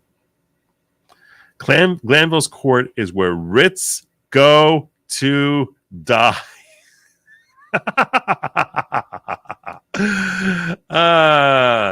This is someone who writes. That's my kind of style. That's my kind of style. That's the kind of sentence I would write in a brief. That's where writs go to die. As the present petition for writ of mandamus would go to Glanville if filed in Fulton County, petition no option other than the Georgia Supreme Court to exercise discretion and consider defendant's claims. So we're going all the way to the top. We're going to the top here. A secret ex parte proceeding was held on June 10, 2024. And when you phrase it like that, secret ex parte, it does sound way more nefarious. And it was secret. And in fact, he was bothered that the secret came out. So it's an appropriate adjective. In attendance were Glanville, sworn witness Kenneth Copeland, protectors Love and Hilton, investigators from the Fulton County DA's office, members of the sheriff's office. As a result of the proceeding, on June 12, 2024, a petitioner requested that that the presiding judge Glanville recuse himself from petitioner's trial for, among other counts, count 2 murder OCGA. Despite proceeding all requirements of uniform Superior Court Rule 25, the motion for recusal was summarily denied without following the required procedure of USCR 25.3. So he's bypassing the normal rules in order to just uphold his own ridiculous holdings. Glanville denied a request for a certificate of immediate review. Formal order denying the motion was entered on June 14th, telling us to go jump in a lake, 2 days after the motion for recusal was filed. I think the reason that he's mentioning 2 days after the motion for recusal was filed, why would you say that, is to say that he wasn't even really thinking about it. He's just like, no, go to hell. That's what Glanville was doing. As chief judge of the Superior Court, he holds a unique position within the county which carries significant amount of weight and power among his fellow county judges. He's repeatedly refused to issue a certificate of immediate review that would permit the Georgian Court of Appeals to review his decision on the recusal motion. Therefore, invoking the original jurisdiction of this court, to issue writs is petitioner's only recourse. So this is their way of basically begging the Supreme Court, look, if we don't have you, we got nothing. I got nothing. Appellate procedure in the case of Barr will be extremely lengthy and cumbersome with more than a year of transcripts to review. Emergency relief is requested because the witness that was coerced by Glanville is presently on the witness stand, meaning this is still an ongoing wrong that's happening right now. Absent emergency relief from this court in some form, Glanville will control the scope and substance of undersigned counsel's cross-examination of Copeland. Because what are they going to want to ask him? Think about this. When they're handling cross-examination of Copeland, if you're a defense counsel, what do you say? You go in there. Think to yourself, okay? I know most of you are not lawyers, but think to yourself. The state finishes its direct examination of this witness who was in that meeting. If you're cross-examining him now, and you basically believe that his arm was twisted into lying against your client on the stand in that meeting, in that inappropriate meeting, what are you going to ask him? First question, did you have a meeting with the judge and the prosecutor on the morning of June 10th? Objection sustained. And then they'll send the jury out and say, counselor, I don't want you asking any questions about that meeting. This is predictable because he seems so desperate to keep it quiet, right? In fact, you might not even get that far. Before cross-examination even begins, he's likely to direct them that they're not to ask any questions about that meeting because it's not like he was born yesterday. He understands that that's a question, that's an area they likely are going to want to delve into. And it's also an area that they have every freaking right to delve into because during that meeting, one of the reasons that meeting is so important is that Kenneth Copeland said to them, I am not testifying. I'm not testifying. They said, well, we granted immunity. You have to testify. I ain't testifying. We'll throw you in prison. All right, I'll go to prison. I'll stay there for another year or two. No. We'll throw you in prison until we finish prosecuting all 26 defendants. There's only 6 up here now. You might be there for 10 years. If you refuse to testify, fine, I'll testify, but I'm going to lie. This is what he said. I'm going to lie. They said, if you lie, we won't prosecute you for perjury. Why are you asking him to testify and lie? He's telling you he's going to lie. Do you think they told the jury this? So if you're cross-examining him, you want to know that he said that. I'm going to get up on the stand and I'm going to lie. And the judge is not going to let you ask about that? How the heck is the jury supposed to appreciate just how little credibility he has when this is someone who said he's going to lie? Then he said, I'm going to claim I committed the murders.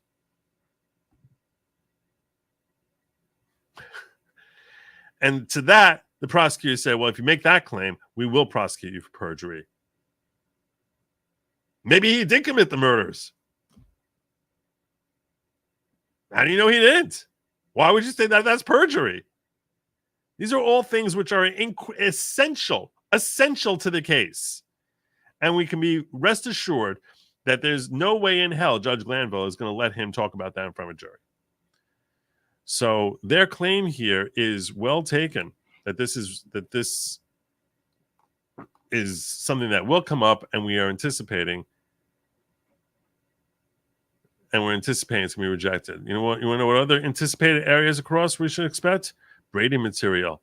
The counsel believes was disclosed at the proceeding but not provided to counsel as required to law. Brady material is the requirement under the law for a prosecutor to share all potentially exonerating evidence with defense counsel, obligated to share that information, as well as the coercive joint efforts of the bench and state. They were working hand in hand. Was that meeting that the prosecutor was having? They didn't have to have a judge there. Why would they have a judge there? They could have done that in the cell, had a conversation there, not ex parte. No one would have known about it. And it's horrific to think how often that may happen. But now this is what we do know about. And the reason they're doing it in front of a judge, most assuredly, is figuring that the judge's presence will be more influential on Copeland. That's why you do it.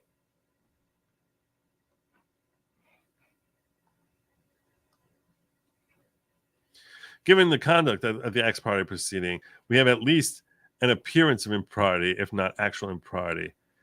And that casts a pall over any ruling that this judge may make during our cross-examination. How is he possibly going to be able to oversee our cross-examination fairly? It doesn't even make any sense. It doesn't make that's why they're saying he cannot be the one to determine this. It's ridiculous. As Glanville has found petitioner's motion for recusal to have been filed and presented in timely fashion, the Weinstein affidavit to be legally sufficient, and the affidavit containing facts that have proven would warrant recusal, petitioner requests this court grant a writ directing Glanville to adhere to Rule 25.3 and thus assign the motion for recusal for hearing before an unbiased judge. So what are they asking for? What do they want? They're saying to the highest court in Georgia, look, we're not asking you to decide this whole thing here. We're simply asking you to recognize that Judge Glanville recognized that we had enough here.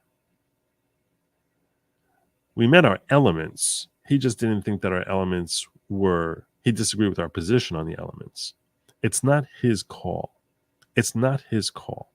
He's not allowed to make this call. So we're asking you, the court, to direct Glanville to turn this question, this issue about the propriety of Glanville's actions to a different judge.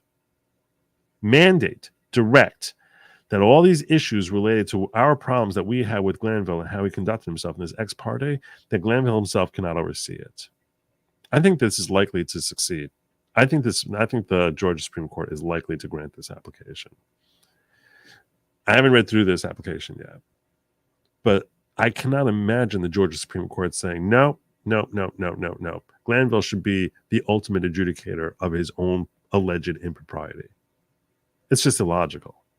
It would really shock me if the Georgia Supreme Court denies this relief. At least this part of it.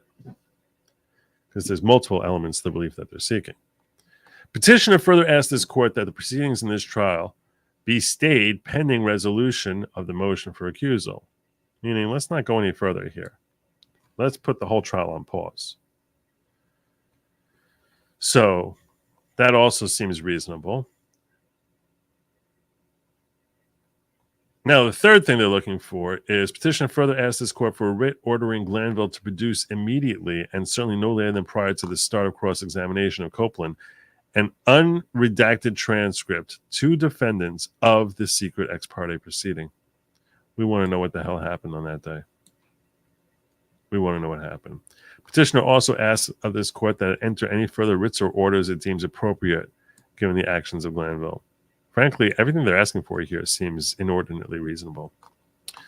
Whether Glanville was correct and failing to follow the mandates of USC 25.3 by refusing to refer to recusal. So maybe he was right in rejecting our application to turn over to an unbiased judge for a hearing, particularly after making findings of an order on June 14th that the motion was timely.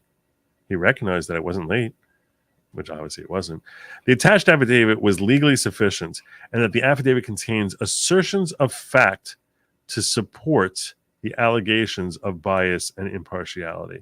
So one of the things that we talked about on the last motion that we're reviewing, the one from Brian Steele, is that once you meet that there's enough claims there, that if true, would warrant that this thing has to be overlooked by another judge. Once there's certain elements you have to lay out there as bases for why it is that you're entitled to question everything that's happening here. It's not his call as to whether or not you're wrong.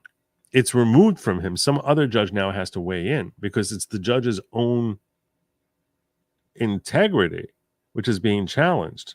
And the Georgia Code recognizes that it makes no sense to have a judge assessing the morality of his own conduct. How does any court function like that? You always need a third party. So for him to say, "Well, I disagree with your version of the facts here," so it's true that if your version was right, I would have to recuse myself, but I disagree with your version.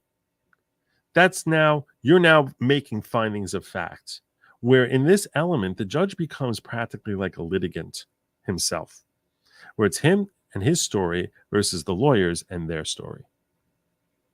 So since you have this competing issue, a competing back and forth as to a finding of fact, which is whose story here is correct? Is it Judge Glanville's story or counsel's story?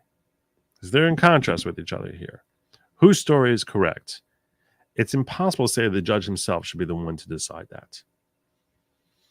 So we have to assume, when we're trying to decide, do we give this over to another judge or not, we have to assume that counsel is 100% accurate and say if they were 100% accurate, if their claims were enough, that if they're proven 100% accurate, they would have the ability that the judge would be obligated to recuse himself.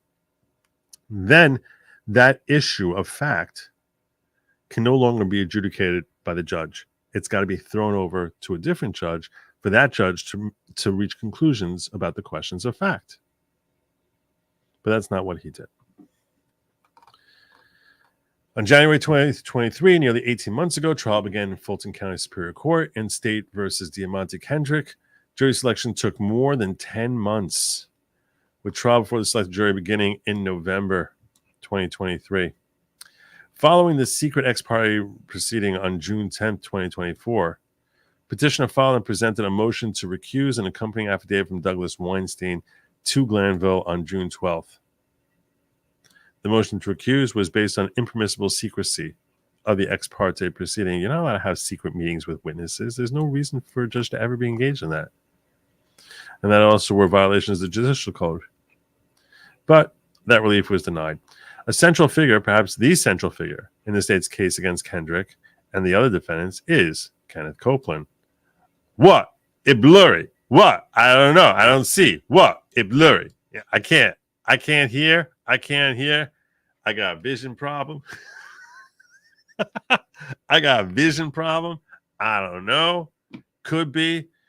Your left, my left. Your left, my left. The guy. Which guy? I don't know. Which guy? I don't know. Kenneth Copeland, perhaps the greatest witness ever. On Friday, June 7th, Copeland was sworn in. So here are the facts. He's sworn on Friday, and after being given a grant of immunity, they said, "Don't worry, we can't prosecute." And being warned by Glanville that incarceration may be a result of refusing to testify, he's like, "Look, you don't testify, we might throw you in jail." He still said, "I plead the fifth. I plead the fifth. I plead." That was me doing Chappelle. The fifth. I plead the fifth. 1, 2, 3, 4, 5.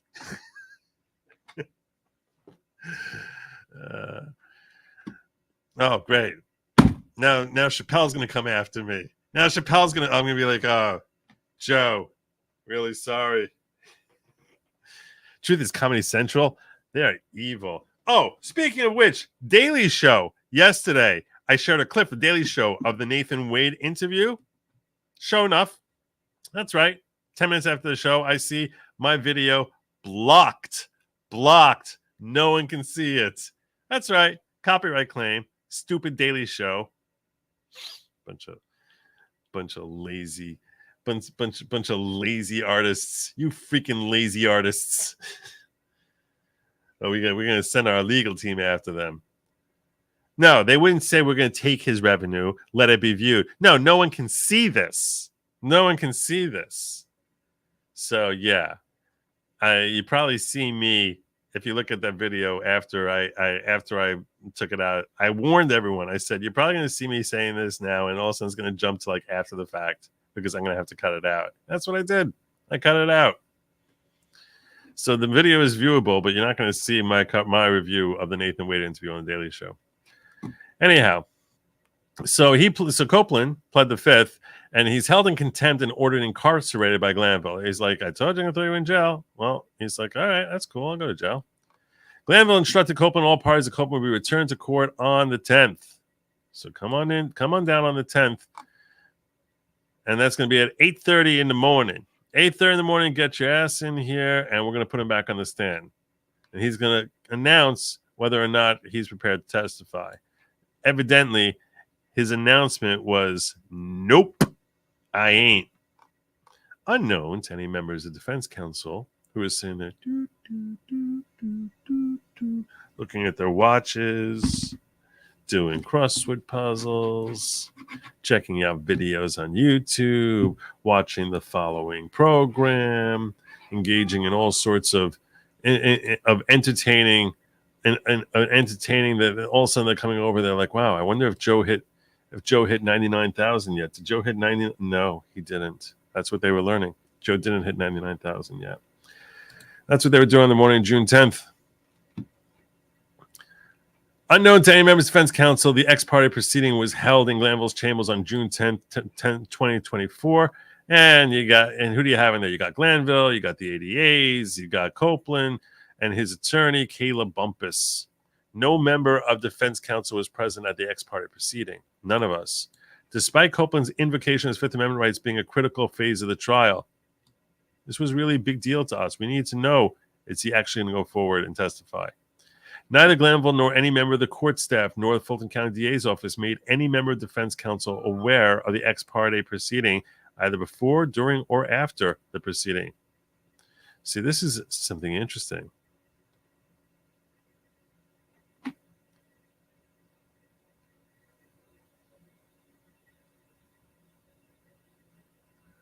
So they're saying there's something I can share with you here in this sentence. What's Glanville want to know? He wants to know who the source is. Who's the source? So what this movement is basically admitting is Glanville didn't tell us. No member of the court told us. None of the DAs told us. None of them told us about it. So who was left in there? Well, all that's left in there is him and her. Copeland and Bumpus. Copeland and Bumpus. One of them had to tell him. One of them. And he wants to know, and Judge Glanville wants to know which one. Because we were thinking, look, for all we know, there was an accidental email that went out from the DA's office or someone else. And maybe that did happen, but it's implicit here. Judge was right in his hunch. One or more members of defense counsel were later made aware of the ex parte proceeding with sworn witness Copeland. Oh, so maybe they're saying that someone else told them. Though not from Glanville nor from the DA's office. Well, who did tell you? That's what everyone wants to know. Specifically, Weinstein learned, if you ask me my opinion, it probably was Bumpus. Maybe it was Copeland, but they seem to know way too many details for Copeland to like. It's enough details there. It probably was his counsel. Specifically, Weinstein learned that Brady material was disclosed in the ex parte proceeding and withheld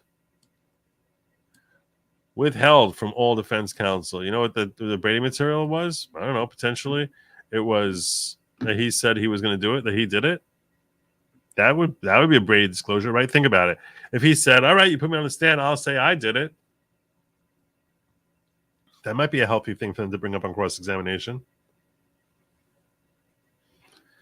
Upon information belief, the following events occurred at the ex parte proceeding. What happened? What went down? What went down at this ex parte proceeding?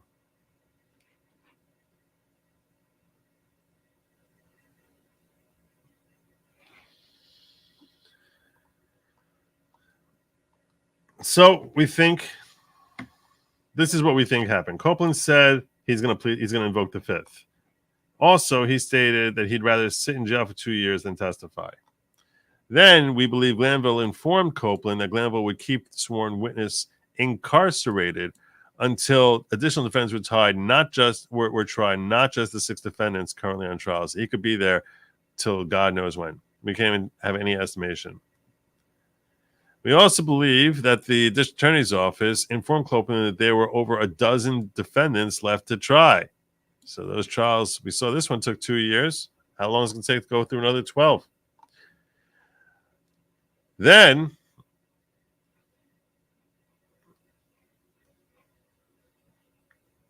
after hearing that, sworn witness Copeland said that he would testify. So after they did all this coercive stuff, and they basically said, you want to spend the rest of your natural childhood, the rest of your young life, you want to sit there in prison refusing to testify till your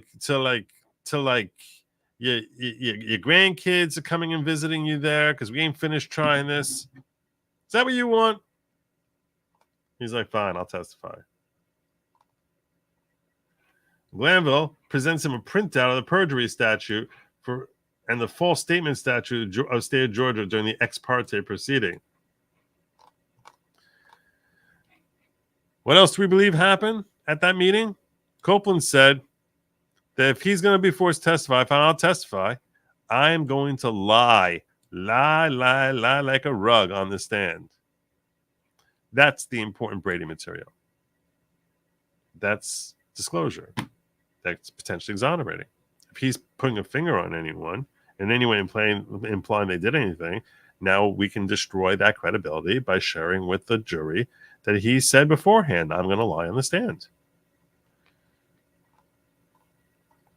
And how does the prosecutor respond when they hear him say he's going to lie? Well, she stated that she would not prosecute Copeland if he were to lie on the stand. Say whatever you want. We're not going to prosecute you.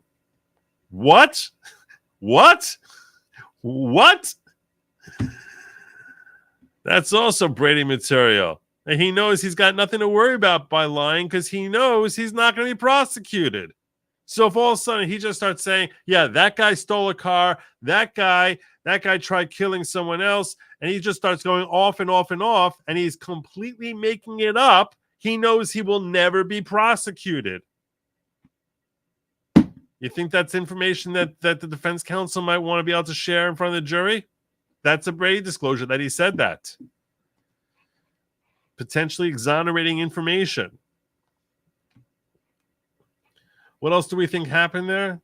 That Copeland said that he would testify that he's the one who killed Donovan Thomas Jr. Maybe on that he's telling the truth. Who the hell knows with this guy? He said, you're going to put me up there. I'm going to say I did it.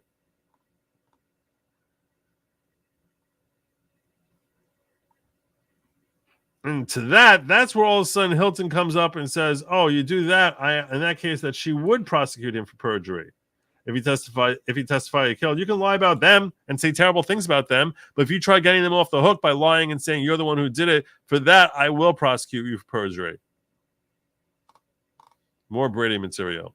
These troubling facts not only implicate Glanville in an impermissible effort to join forces. We're supposed to have different agencies. You have the neutral court and you have the aggressive prosecutorial state. It's state versus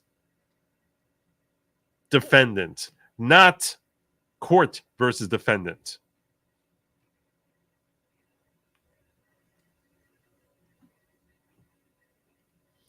And how they're working together? They're working together not just to coerce Copeland, but also an illicit effort to repress Brady material. The judge knows that they should have shared this with us. Judge knows they were legally obligated to tell us this, and he doesn't want us to even know that this happened. What the hell is happening here? It's a big deal. That's a very big deal. This is a judge who's ignoring his responsibility as a judge to share potentially exculpatory information and basically telling the DA, you don't have to share exculpatory information. I'll tell you right now, I think Judge Glanville's job is in jeopardy. This right here, and this is I really hadn't thought about, for him to basically give a sanctioning, how can you possibly have this freaking judge sitting in any criminal action now? How would he possibly sit as a judge?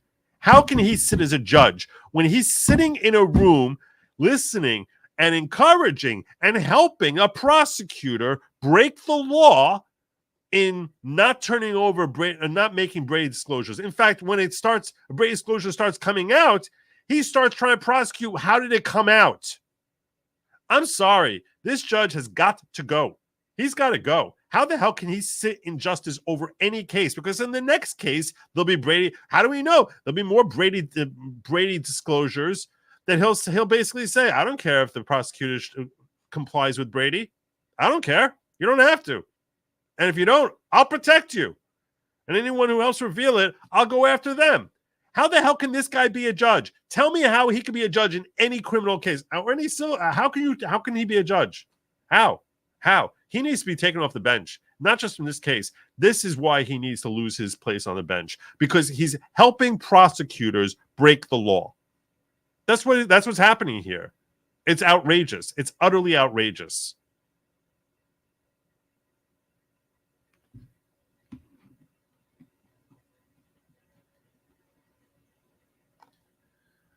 Attorney Kayla Bumpus, buying through a counsel, filed a motion to quash order to show cause.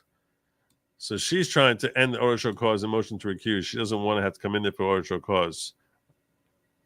She filed it on Friday, June 14th, which substantially supports the Weinstein affidavit. As a participant in the proceeding, Bumpus' firsthand account of the misconduct is credible. She knows what happened. The facts Attorney Bumpus asserts are as follows. What does she say happened? On Monday, June 10, 2024, at approximately 8:30 a.m., Copeland and his lawyer, Bumpus, were escorted to the court's chambers and conducted an ex parte proceeding regarding whether Mr. Copeland would testify. So, yeah, we were dragged in there. And she confirms who was there. She says that there was the judge there, that her client was there, that she was there, that Assistant District Attorneys Love and Hilton are there. You got other members of the court's security staff. What the hell is going on? Sorry about that. You got deputies, you got 2 investigators from Fulton County DEA, and you also have a court reporter. Yeah, that's right. Court reporter taking things down, taking notes, sharing every word that's going on here. This is what we want. Show us the money. In chambers, the judge says to Copeland, saying, hey, you're going to testify? You're going to give us goods? Copeland's saying, no, I'm going to assert the Fifth Amendment. Then there's a whole conversation back and forth where he's telling him about immunity, how Copeland thought he may testify if he did invoke the Fifth, and it's certain facts of the case. Once Copeland learned that he would be held indefinitely by Glanville if he refused to testify, not just 2 years, as he initially thought, that's when he bent the knee. Copeland cautioned that his testimony would be a lie. Crazy stuff.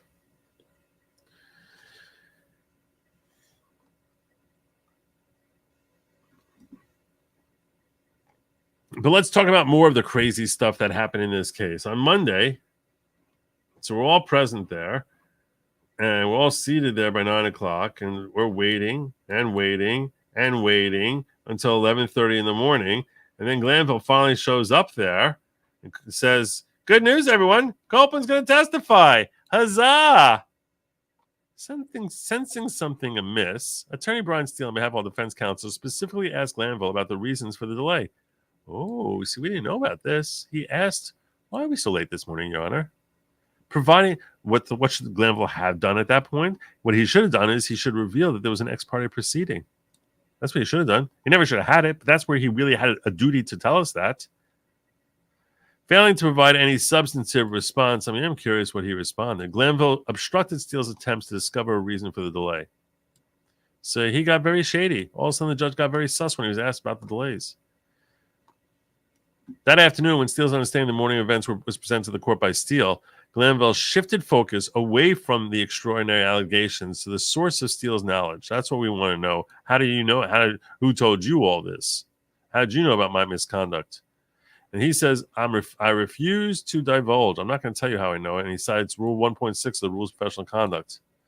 So what does Glanville do? He holds him in criminal contempt. It says you're going to spend 20 days in the slammer. Then on June 12, 2024, Kendrick, that's this guy's client, and what he really means is I did it, because a lot of times when attorneys will draft papers, so because we as counsel are working for them, we basically refer to the actions of the client. It's considered more professional. That unless you must reference you're always attributing it to the party, the actions to the party, even though it's obviously not the party who's the one who's filing it. So Kendrick filed and presented the court his motion to recuse and we said, get us out of here. We had a 10-minute hearing on the motion, and Glanville mischaracterized the motion as a complaint regarding his previous rulings. We talked about this. I've talked about this before. What does Glanville do? He ignores the subject matter of the motion and affidavit, which was an accusation that June 10th secret ex parte proceeding was a violation of at least Section 2.9 of the Georgia Code of Judicial Conduct, which assures every person is going to have a fair hearing. And two, in violation of Rule 2.11a of the Georgia Code of Judicial Conduct, that says judges shall disqualify themselves in any proceeding in which their impartiality might reasonably be questioned. During the June 12th hearing, what happens? Glanville refuses to have a timely analysis as required by statute. Despite Weinstein bringing this to the court's attention, Glanville refused to make any findings and summarily denied the motion. So that's when Weinstein came in and asked, all right, let a court review it. Certificate of immunity review. Let us go to the appellate court on this. If you disagree with us, at least let an appellate court review it. Denied.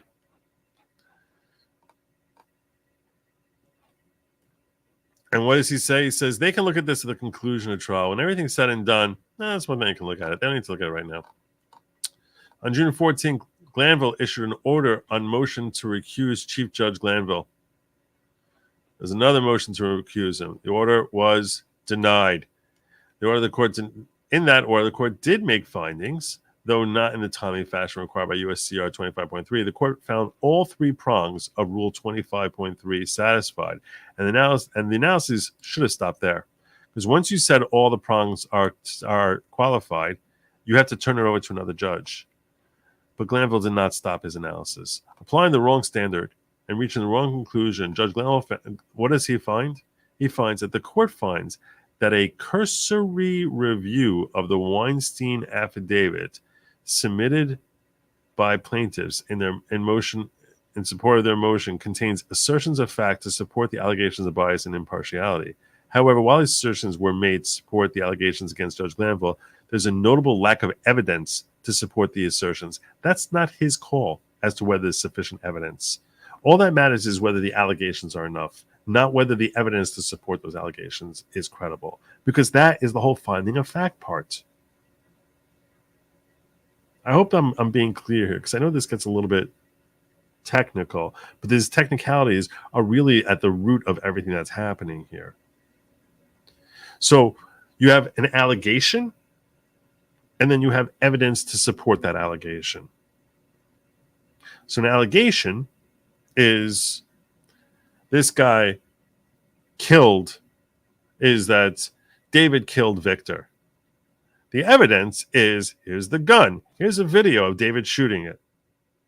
But all we really care about at this part of the trial is the allegation, the statement. David killed Victor. So over here, in this situation, we care about the allegation, not whether the allegation can be proven. We just care about the allegation. If the allegations are enough, the statements are enough, even if there's not enough evidence to prove them, but the statements are enough, at that point, the judge whose credibility is being attacked must give way to a different judge. He has to. He doesn't have a choice. Because how is he going to be the one to determine the weight of the evidence when the whole point is he's the one who's on trial? He's the one who's on trial as to whether or not his conduct was proper. So once the allegations are enough, at that point, we must have a different judge come in there and weigh the evidence to see whether the evidence is enough to support the allegations. But that's not what Judge Glanville did.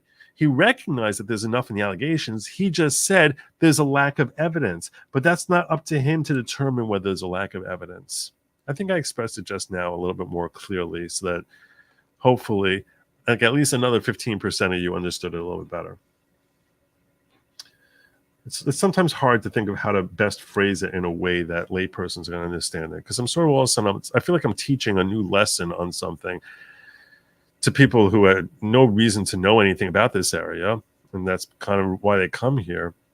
And I'm sort of trying to figure out how to express it in a way that is comprehensible to people who are unfamiliar with the law. But I felt good about that one, I'll tell you. This is the first of 3 motions to recuse denied by Glanville. So here's our argument and citation to authority. Under Georgia constitutional, etc., the court has those powers necessary in aid of its jurisdiction, including power to issue process in the nature of mandamus and injunction. This is important. This is more important than most of you probably realize. One of the things about the way our institutions operate is we sort of look to the rules that have been set up and where your grant of authority comes from. What gives you the authority? Where is it written that you have this grant of authority? This is the ticky-tacky stuff that lawyers need to study and kind of can be kind of frustrating, especially to newer attorneys. But this is the you have to basically attack the rule and say, what's the purpose of the rule and where does it apply? And understand this. The higher the court is, the less they want to be involved in anything. This is true in all courts, in every jurisdiction. It applies in federal courts. I want to just so you can understand conceptually the way our judicial system operates, and it likely operates like this in courts across the globe. At the trial court level, they have no choice. Assuming you meet certain basic standards, they must hear your case. Now, they might quickly dismiss it in a few weeks, but they have to accept your filing. They can't just reject your filing. You can file the biggest pile of garbage. It's going to be accepted by the clerk, assuming you pay the fees and check off the forms. No matter how weak and stupid your claims are, it has to be processed by the courts. Now, so they have the rights to, so that you as a litigant can force them to at least listen to your claims.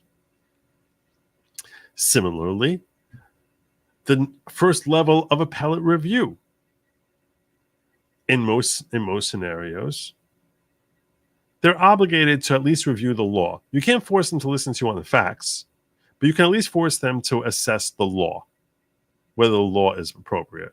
So you can see there's already a wheedling out of, not all litigants are going to come in here. If you have problems with the way the facts were determined, go away.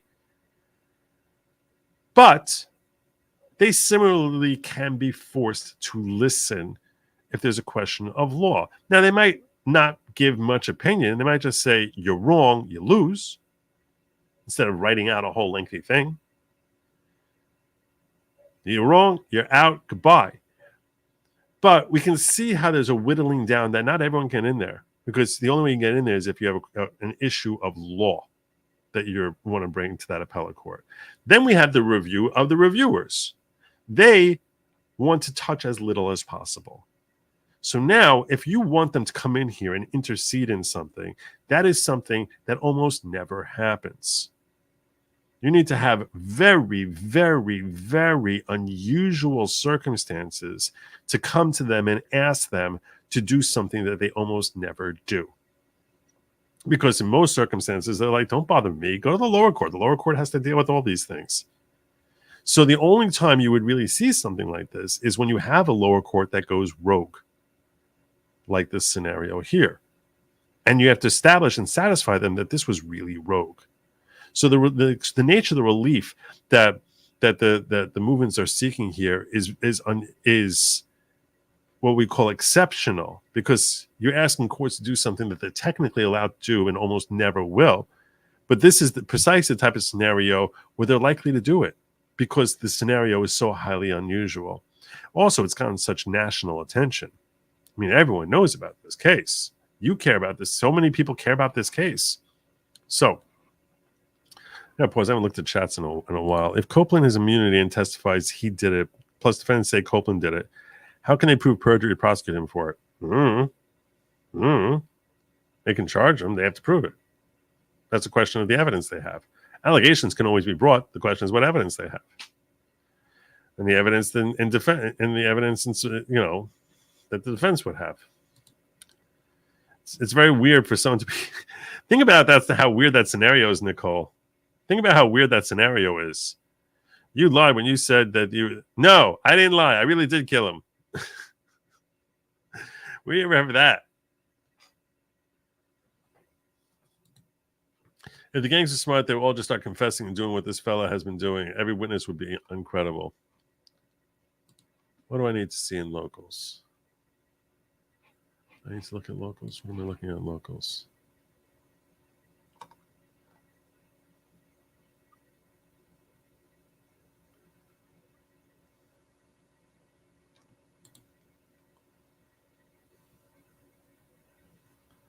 Free trade? What?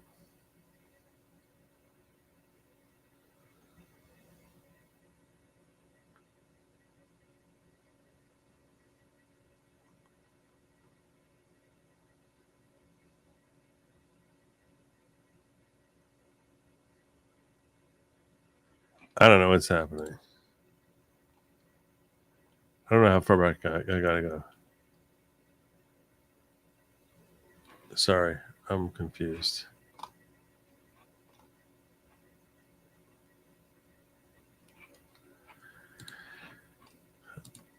Molester says, if this is the kind of thing that could possibly put in question every trial Glanville has ever presided over, yeah, it is. It's really disconcerting. It really is. It's a fair question. This is why you have a joint defense agreement. Okay. Is this ground to review previous cases for appeal? It's probably not. It's probably not, because you sort of have to establish that this thing ever happened. So it probably would not work. You would really need to know specifics about your case. You can't just say every case he presided over that he was helping them do this. So it's a good question, but unlikely without more, just to say, given that he was involved, that we're going to assume that everything was crooked. So that's just not the way the law tends to operate. First level can ignore you. Jurisdiction moots too early. Yeah, okay, that's true. But they're not ignoring you. They can't tell you your case is not accepted here. The highest courts can say, we're not thinking about you. We reject your ability for us to consider you at all. You're right that denying for jurisdiction or moot or whatever. Okay, but they at least have to get to that level rather than saying, go the F away for reasons we're not even telling you. Hear me out. The fella gets up there and says he killed him. They already gave him immunity. Can't prosecute him because they made him incriminate himself. Other guy gets off scot-free. Well, that's what he was basically threatening to do. That's precisely right. That's what he was doing. He was like, all right, you're going to force me to testify. You think they killed... You think he killed Donovan? I'll say I killed him. I'll get up there. I'll stand. Because let's say he saw them kill Donovan. He's like, I got up there. I said, did you see him kill Donovan? No, I killed him. I got immunity. I killed him. I pulled the trigger. They would tell me, stop. I said, no, I'm killing him, this man. I killed him.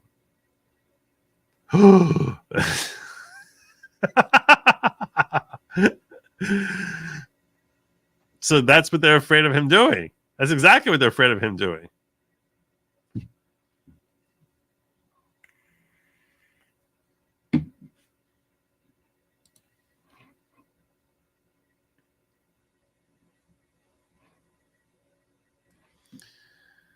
So, going back to the jurisdiction of the Supreme Court, so it allows parties to seek mandamus to compel due performance of official duties where a defect of legal justice would ensure from a failure to perform or from improper performance. There's no other specific legal remedy, and there's no other specific legal remedy, meaning for the legal rights. Meaning, when you come to us when there's literally no one else to go to. We, the Supreme Court, in issuing a writ of mandamus, we're the A team. When there's nowhere for you to turn, you come to us. And if we don't help you, we're going to have a serious defect in our legal justice that's going to definitely happen from our failure to come in. So it's got to be two things. No one else can do it. And if we don't do it, there's going to be crappiness in our justice system. And that's what they're about to establish here. I think they're going to establish that. To compel removal of a judge, petition for mandamus must show sufficient motion to recuse has been filed, and the motion has not been denied after assignment to a separate judge. Meaning, if it was assigned to a separate judge, we don't have the right to do it. But to preclude mandamus, the alternative legal remedy must be equally convenient, complete, and beneficial to the petitioner. When a trial judge is presented with a recusal motion and an accompanying affidavit, the judge must temporarily cease to act on the merits and determine immediately. You can't start going forward the trial. You have to determine immediately whether the motion is timely. You got to say, is it timely? Is it not timely? You got to pick your poison. Is it timely? Is it not? You also have to say out whether the affidavit is legally sufficient. Are there enough allegations in there? Whether it sets forth facts that, if proved, would warrant the assigned judge's recusal from the case. You have to say that whether or not it would do that. That's your job as the judge. Glanville, following filing and presenting a motion to recuse on June 12th, he failed to make the required determinations under USCR 25.3. He summarily, what did he do? He just said denied, but he didn't go through the steps. Why? Because if he went through the steps, it would have been clear that he can't make the call. Instead, he relied on mischaracterization of the Weinstein affidavit as a complaint about a ruling. He's like, I'm not going to let you come in another judge because you don't like my ruling. It's not your ruling that we're questioning. Instead of recognizing it as a list of incidents of judicial misconduct, no one cares about your stupid ruling. We care about the fact that what you did here was wrong. Glanville curiously clings to Baptiste v. State as supporting his contention that the Weinstein affidavit does not merit recusal, but there is no support in Baptiste for this position. Baptiste supports petitioner's position that Glanville's bias is of such a nature and intensity to prevent the defendant from obtaining a trial uninfluenced by the court's prejudgment. That's what we're promised.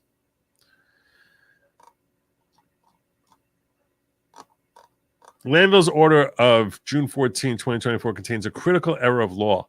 The law requires that when making a determination on the USCR 25.3, the court must consider whether recusal would be warranted, assuming any other facts alleged in the affidavit to be true. That's where you have to assume them to be true. You're not allowed to pass on the truth. You just have to assume that they're true. Instead, what does he do? He said it has assertions of fact to support the allegations of impartiality, which by law should have ended it. But instead, he says, no.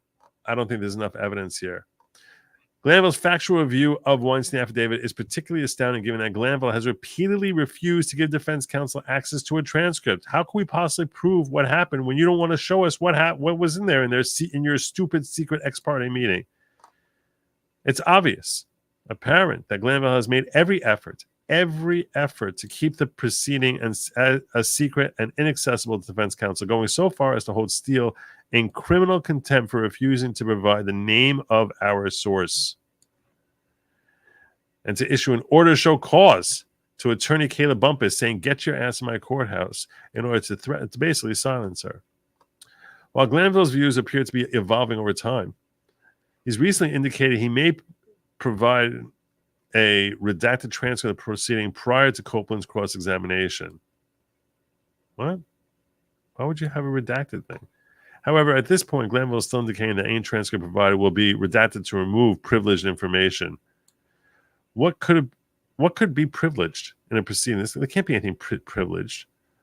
The proceeding among Chief Judge Glanville, prosecution, and a sworn witness, as well as that witness's attorney. He didn't follow 25.3. Proper procedure requires to have an unbiased judge once the three prongs were met. And they were. The facts alleged in the Weinstein affidavits must be assumed true. And the details learned by Weinstein, including a holding of an improper ex parte proceeding that involves a sworn witness, violates Kendrick's rights to due process and fair trial. The secret ex parte proceeding with sworn witness Copeland was also a violation of Section 2.9 of the Georgia Code of Judicial Conduct, as stated above, which says that every person has a right to a fair hearing. And ex parte communications are presumed to have been in error. We assume that he's in the wrong here. Not only did Glanville fail to notify defense counsel about the ex parte, but he's made every effort to conceal the proceeding and to keep its content secret. As Attorney Lester Tate states in paragraph 14 of his affidavit in Exhibit C, in reviewing the video of the exchange between Judge Glanville and Attorney Steele, there was no disclosure of the ex parte proceeding, which is now the subject of the show cause order. Indeed, quite the opposite takes place. Judge Glanville not only failed to disclose, he didn't just fail to disclose, he sought to keep others from disclosing and to punish those who might already have disclosed. He's going on a witch hunt. Georgia Code Judicial Code Rule 2.11a says generally that judges shall disqualify themselves in any proceeding in which their impartiality might reasonably be questioned. And that's an objective standard.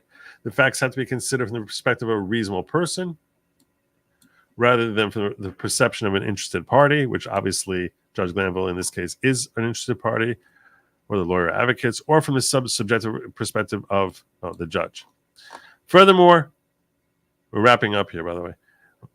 Consider the plane. I'm asking you to please put away your trays and laptops and find your seatbelts, because the plane is coming in for a landing soon.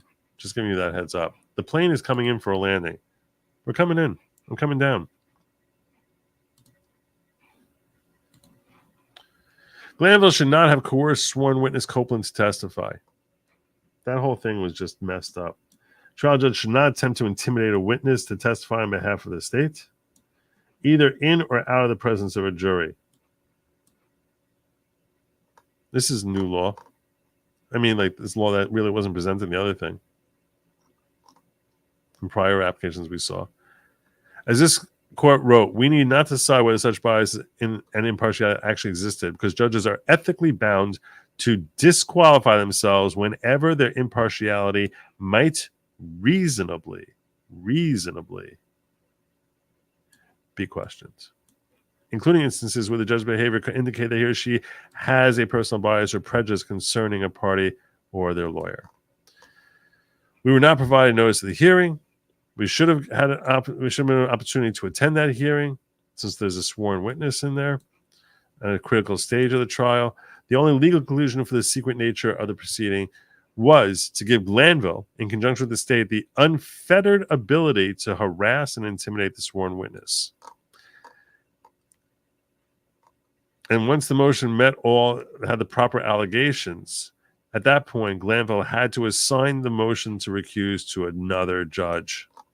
That's where it has to go at that point. Rule 2.1 of the Georgia Code of Judicial Conduct reads that judges shall respect and comply with the law and act at all times in a manner that promotes public confidence in independence, integrity, and impartiality of the judiciary. When the hearing of June 12, 2024, Glanville failed to follow USCR 25.3 by failing to make determinations that are required in timely fashion. Petitioner need not repeat the details of Glanville's actions here. His failure to follow Rule 25, both on June 12th and June 14th, were violation, and therefore, you got to give us the relief that we're seeking.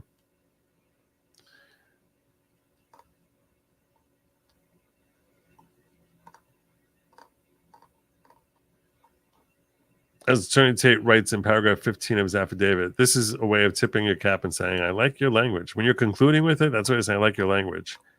Here we have a judge who has failed to abide by a provision of the Code of Judicial Conduct designed to assure a fair hearing, and who also has actively attempted to conceal the proceeding.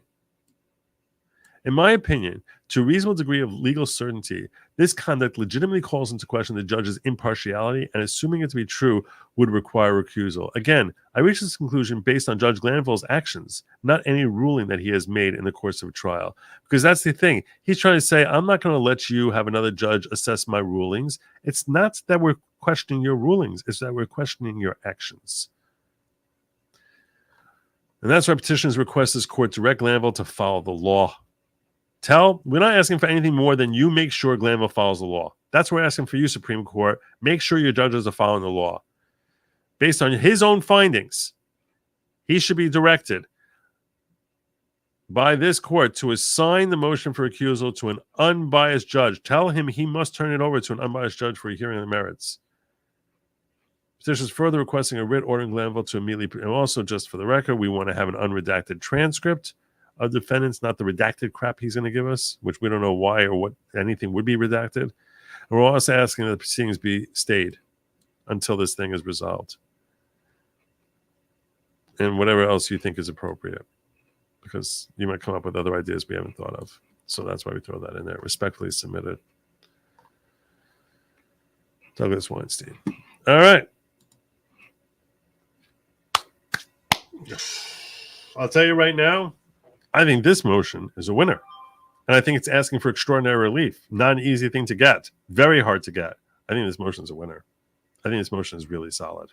This motion is really solid. I think this motion is a winner. I'm calling the winners and losers. I think this one, winner. This is a winner, this motion. I don't know what the judge can possibly say back to this. I think this motion's a winner. I mean, I've seen his legal arguments so far, and they seem convoluted, twisted craziness. I think this motion's a winner. And I think the Supreme Court's going to turn over to another judge. Doc Bond! Joe, the judge removed. Do you think it will affect his Army career as a judge on the Army Court of Appeals? I don't know. I don't know how Army courts work at all. I get very confused by Army courts. I refuse to answer any question about Army courts. That's like a tribunal type of stuff. I don't even know what's happening there. I appreciate the super chat. I'm just saying, I don't know. Sorry, join late. Did Rowling hit you with an immobulus infinite for using for using the name of he who shall not be nom de plumed? No. Apparently, I was trolled. I was trolled by the leader. Okay, the leader of the following trolled me. The leader of the following trolled me. That's what we got going on here. Got here late. How many prosecutors and judge could get disbarred for suborning perjury? Also, Fulton County DAs have gone sideways. This is true, too. This entire thing, this is just a stain on the prosecution and the courts. It's a stain on all of them. I think he might lose his job. This was terrible. That was really terrible. Helping the DA conceal required Brady disclosures. I mean, how do you come back from that? He's supposed to be implementing justice, making sure both sides are keeping the law. He's helping the prosecutors break the law. Your job is to make sure both sides are upholding and maintaining by the law. And he's not simply aware of one side breaking the law, he's helping them break the law. That's a judge who, in my opinion, must be removed from all cases forever. That is not a judge. That is the ultimate type of corruption. Assuming these claims are true, assuming these claims bear out and are proven to be true, I don't know how this guy can stay on any bench anywhere, because his reputation is he will cheat. He will help the prosecution cheat what they are constitutionally required to do. He'll help the prosecutors cheat the Constitution. That's what these allegations imply. If these allegations are proven true, there's no way Judge Glanville can be a judge in any court. He couldn't be a judge in a freaking parking ticket court. He couldn't be a municipal court. He couldn't be the same kind of judge Nathan Wade was. He's a cheat. If these allegations are true. And there seems to be a growing amount of evidence. He's the one who makes himself look like a cheat. His own efforts to conceal everything make him look like a cheat. And frankly, the evidence, the most damning evidence, will be the transcript, which ultimately will come to light. Likely. Transcript. Can't fudge it. It's hard to fudge transcript. Glanville will say since witness attorney was present, it was all privilege, dumb as that is. That doesn't make any sense. I mean,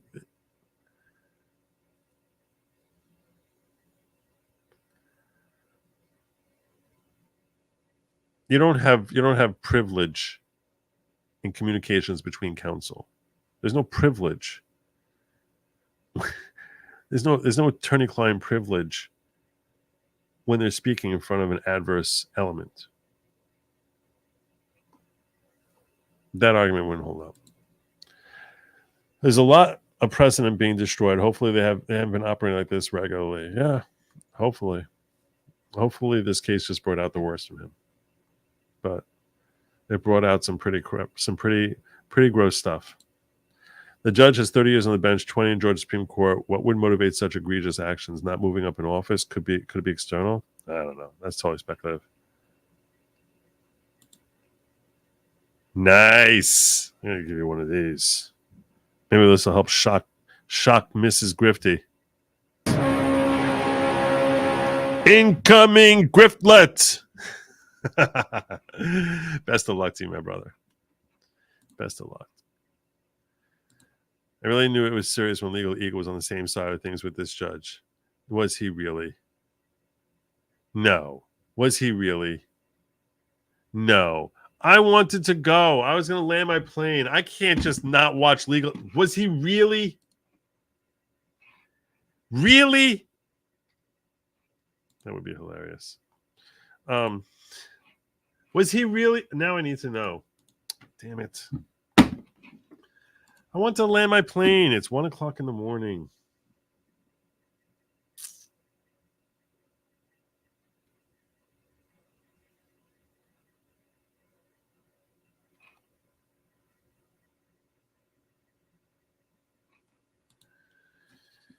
Legal Eagle. Damn you, Barracuda. Damn you to hell. Okay, well, listen, if you don't tell me how you got this information, then you and I are going to have some problems. This is one of the absolute craziest things I have ever seen in court, and not in a good way. A Georgia judge has ordered a lawyer representing rapper Young Thug to spend the next 10 weekends in jail after finding him in contempt of court. Why? Because the judge had a secret meeting with the prosecutor and a witness and might have tried to coerce the witness. But we don't know for sure because the judge held a secret ex parte hearing without the defense present. That's not something you should do. When the defense lawyer, Brian Steele, inquired about the secret meeting, the judge got upset. Worst picture of Brian Steele in his life. Not about the meeting, but that someone snitched. As a result, Mr. Steele will go to jail with his client. Literally, he asked that he be able to be incarcerated with his client. That is so freaking metal. But how did we get here? Well, Young Thug, whose real name is Jeffrey Lamar Williams, is one of the biggest rappers. I scrolled up and missed the Rumble rant. I apologize.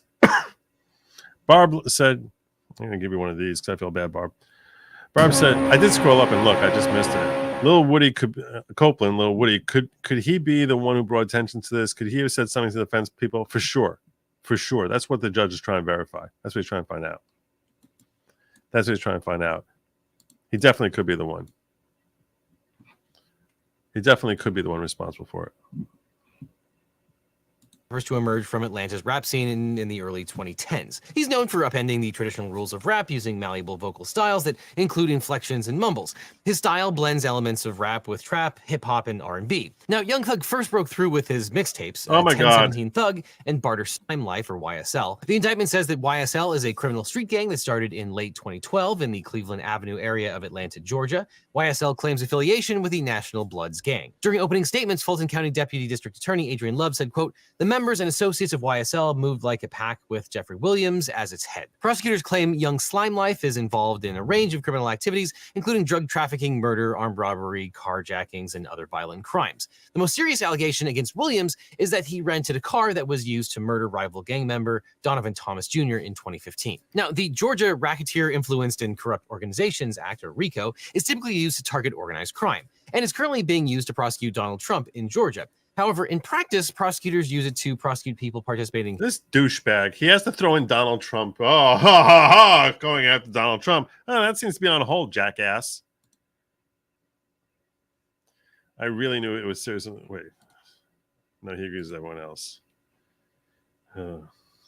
Conspiracies that don't involve traditional mobsters. Williams and his co-defendants were how indicted could you under get that Georgia's one wrong? version of RICO. The state law was Anyone get enacted this in one 1981, about a decade after the original federal RICO statute. And it's generally easier to convict someone under Georgia's RICO statute than in the federal statute. In part, it's because the law is expansive, but also has actual definitions. Georgia Code Section 1614-4 states, quote, "into the gang activities and criminal intent," which is right out the state's witness, Mr. Kenneth Copeland, and counsel for Mr. Copeland. In addition to the court's serious concern with how this information was improperly disclosed to defense counsel, Mr. Steele made several claims regarding the sum and substance of the communication that the court found troubling. The court having told Mr. Steele multiple times that he needs to tell the court how he came into that information, and the court having explicitly warned Mr. Steele that he faces contempt of court should he not comply, the court finds Mr. Steele has repeatedly refused to follow the court's orders. Now, I guess that is technically an accurate description of what happened, but that only scratches the surface of the insanity. First of all, ex parte is a Latin phrase meaning on one side only, by or for one party. So an ex parte hearing is one where not all parties are present. And generally speaking, if anything happens in court, all the parties should be present. That seems obvious.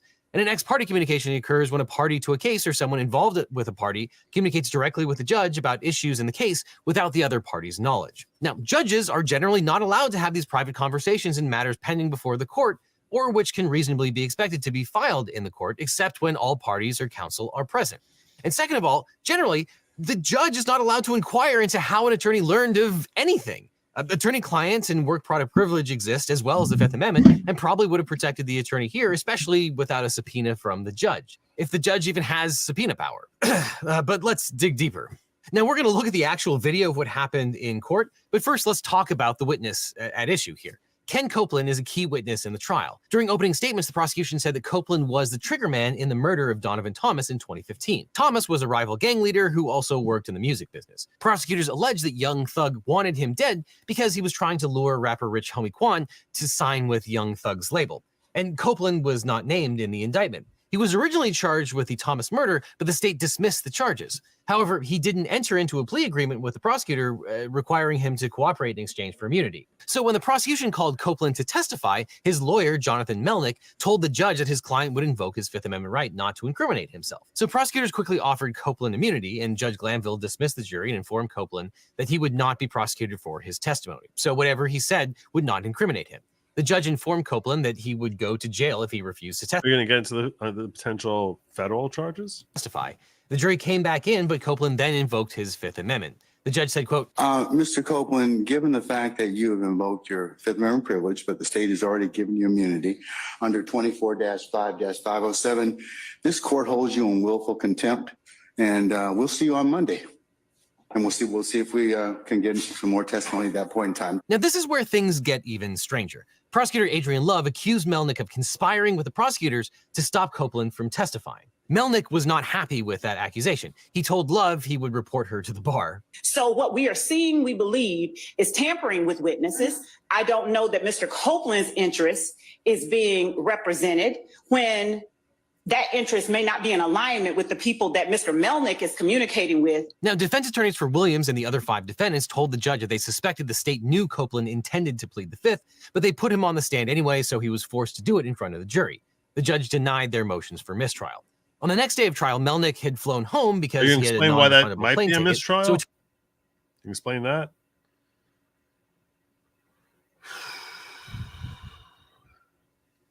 The idea being that he's an associate of theirs and that he's involved in the murder, so that it's wrongfully designed to make guilt through association without him actually testifying, which is a misuse of the Fifth Amendment privilege. Are you going to explain that to your audience? I can't. He's terrible.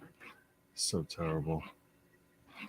I can't watch anymore. I'm too thirsty. Frankly, I'm too tired. I'm not having fun with him. I'm not. I'm just getting aggravated. Even when he's on the right side of stuff, he's still an idiot. But that's why you can't get him up there for the purpose of him invoking the Fifth.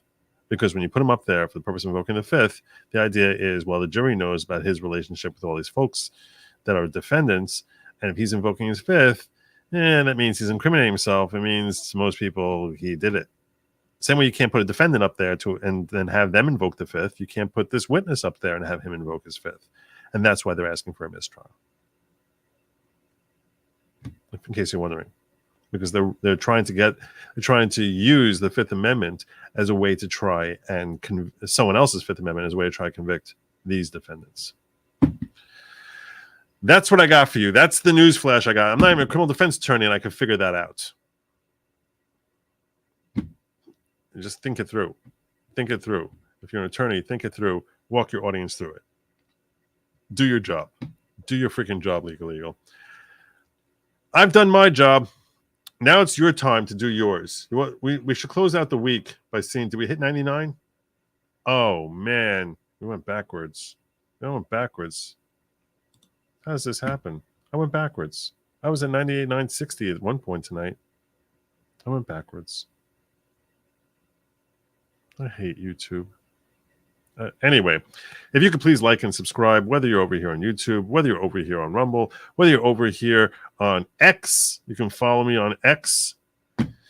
Wherever it is that floats your boat, I would appreciate if you would give me that follow.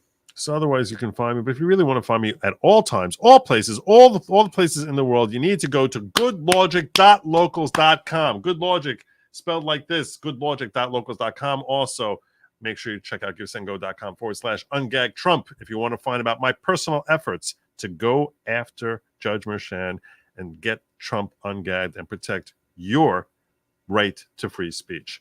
That's my show for tonight. That's my show for this week. Tomorrow, I expect to be on Laid Back Law. Till then, and I guess Saturday night, I hope you all have a phenomenal weekend. I'm really looking forward to mine. And I will see you all, God willing, on Saturday night.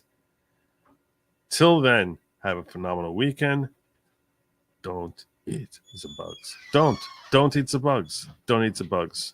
Good night. Godspeed.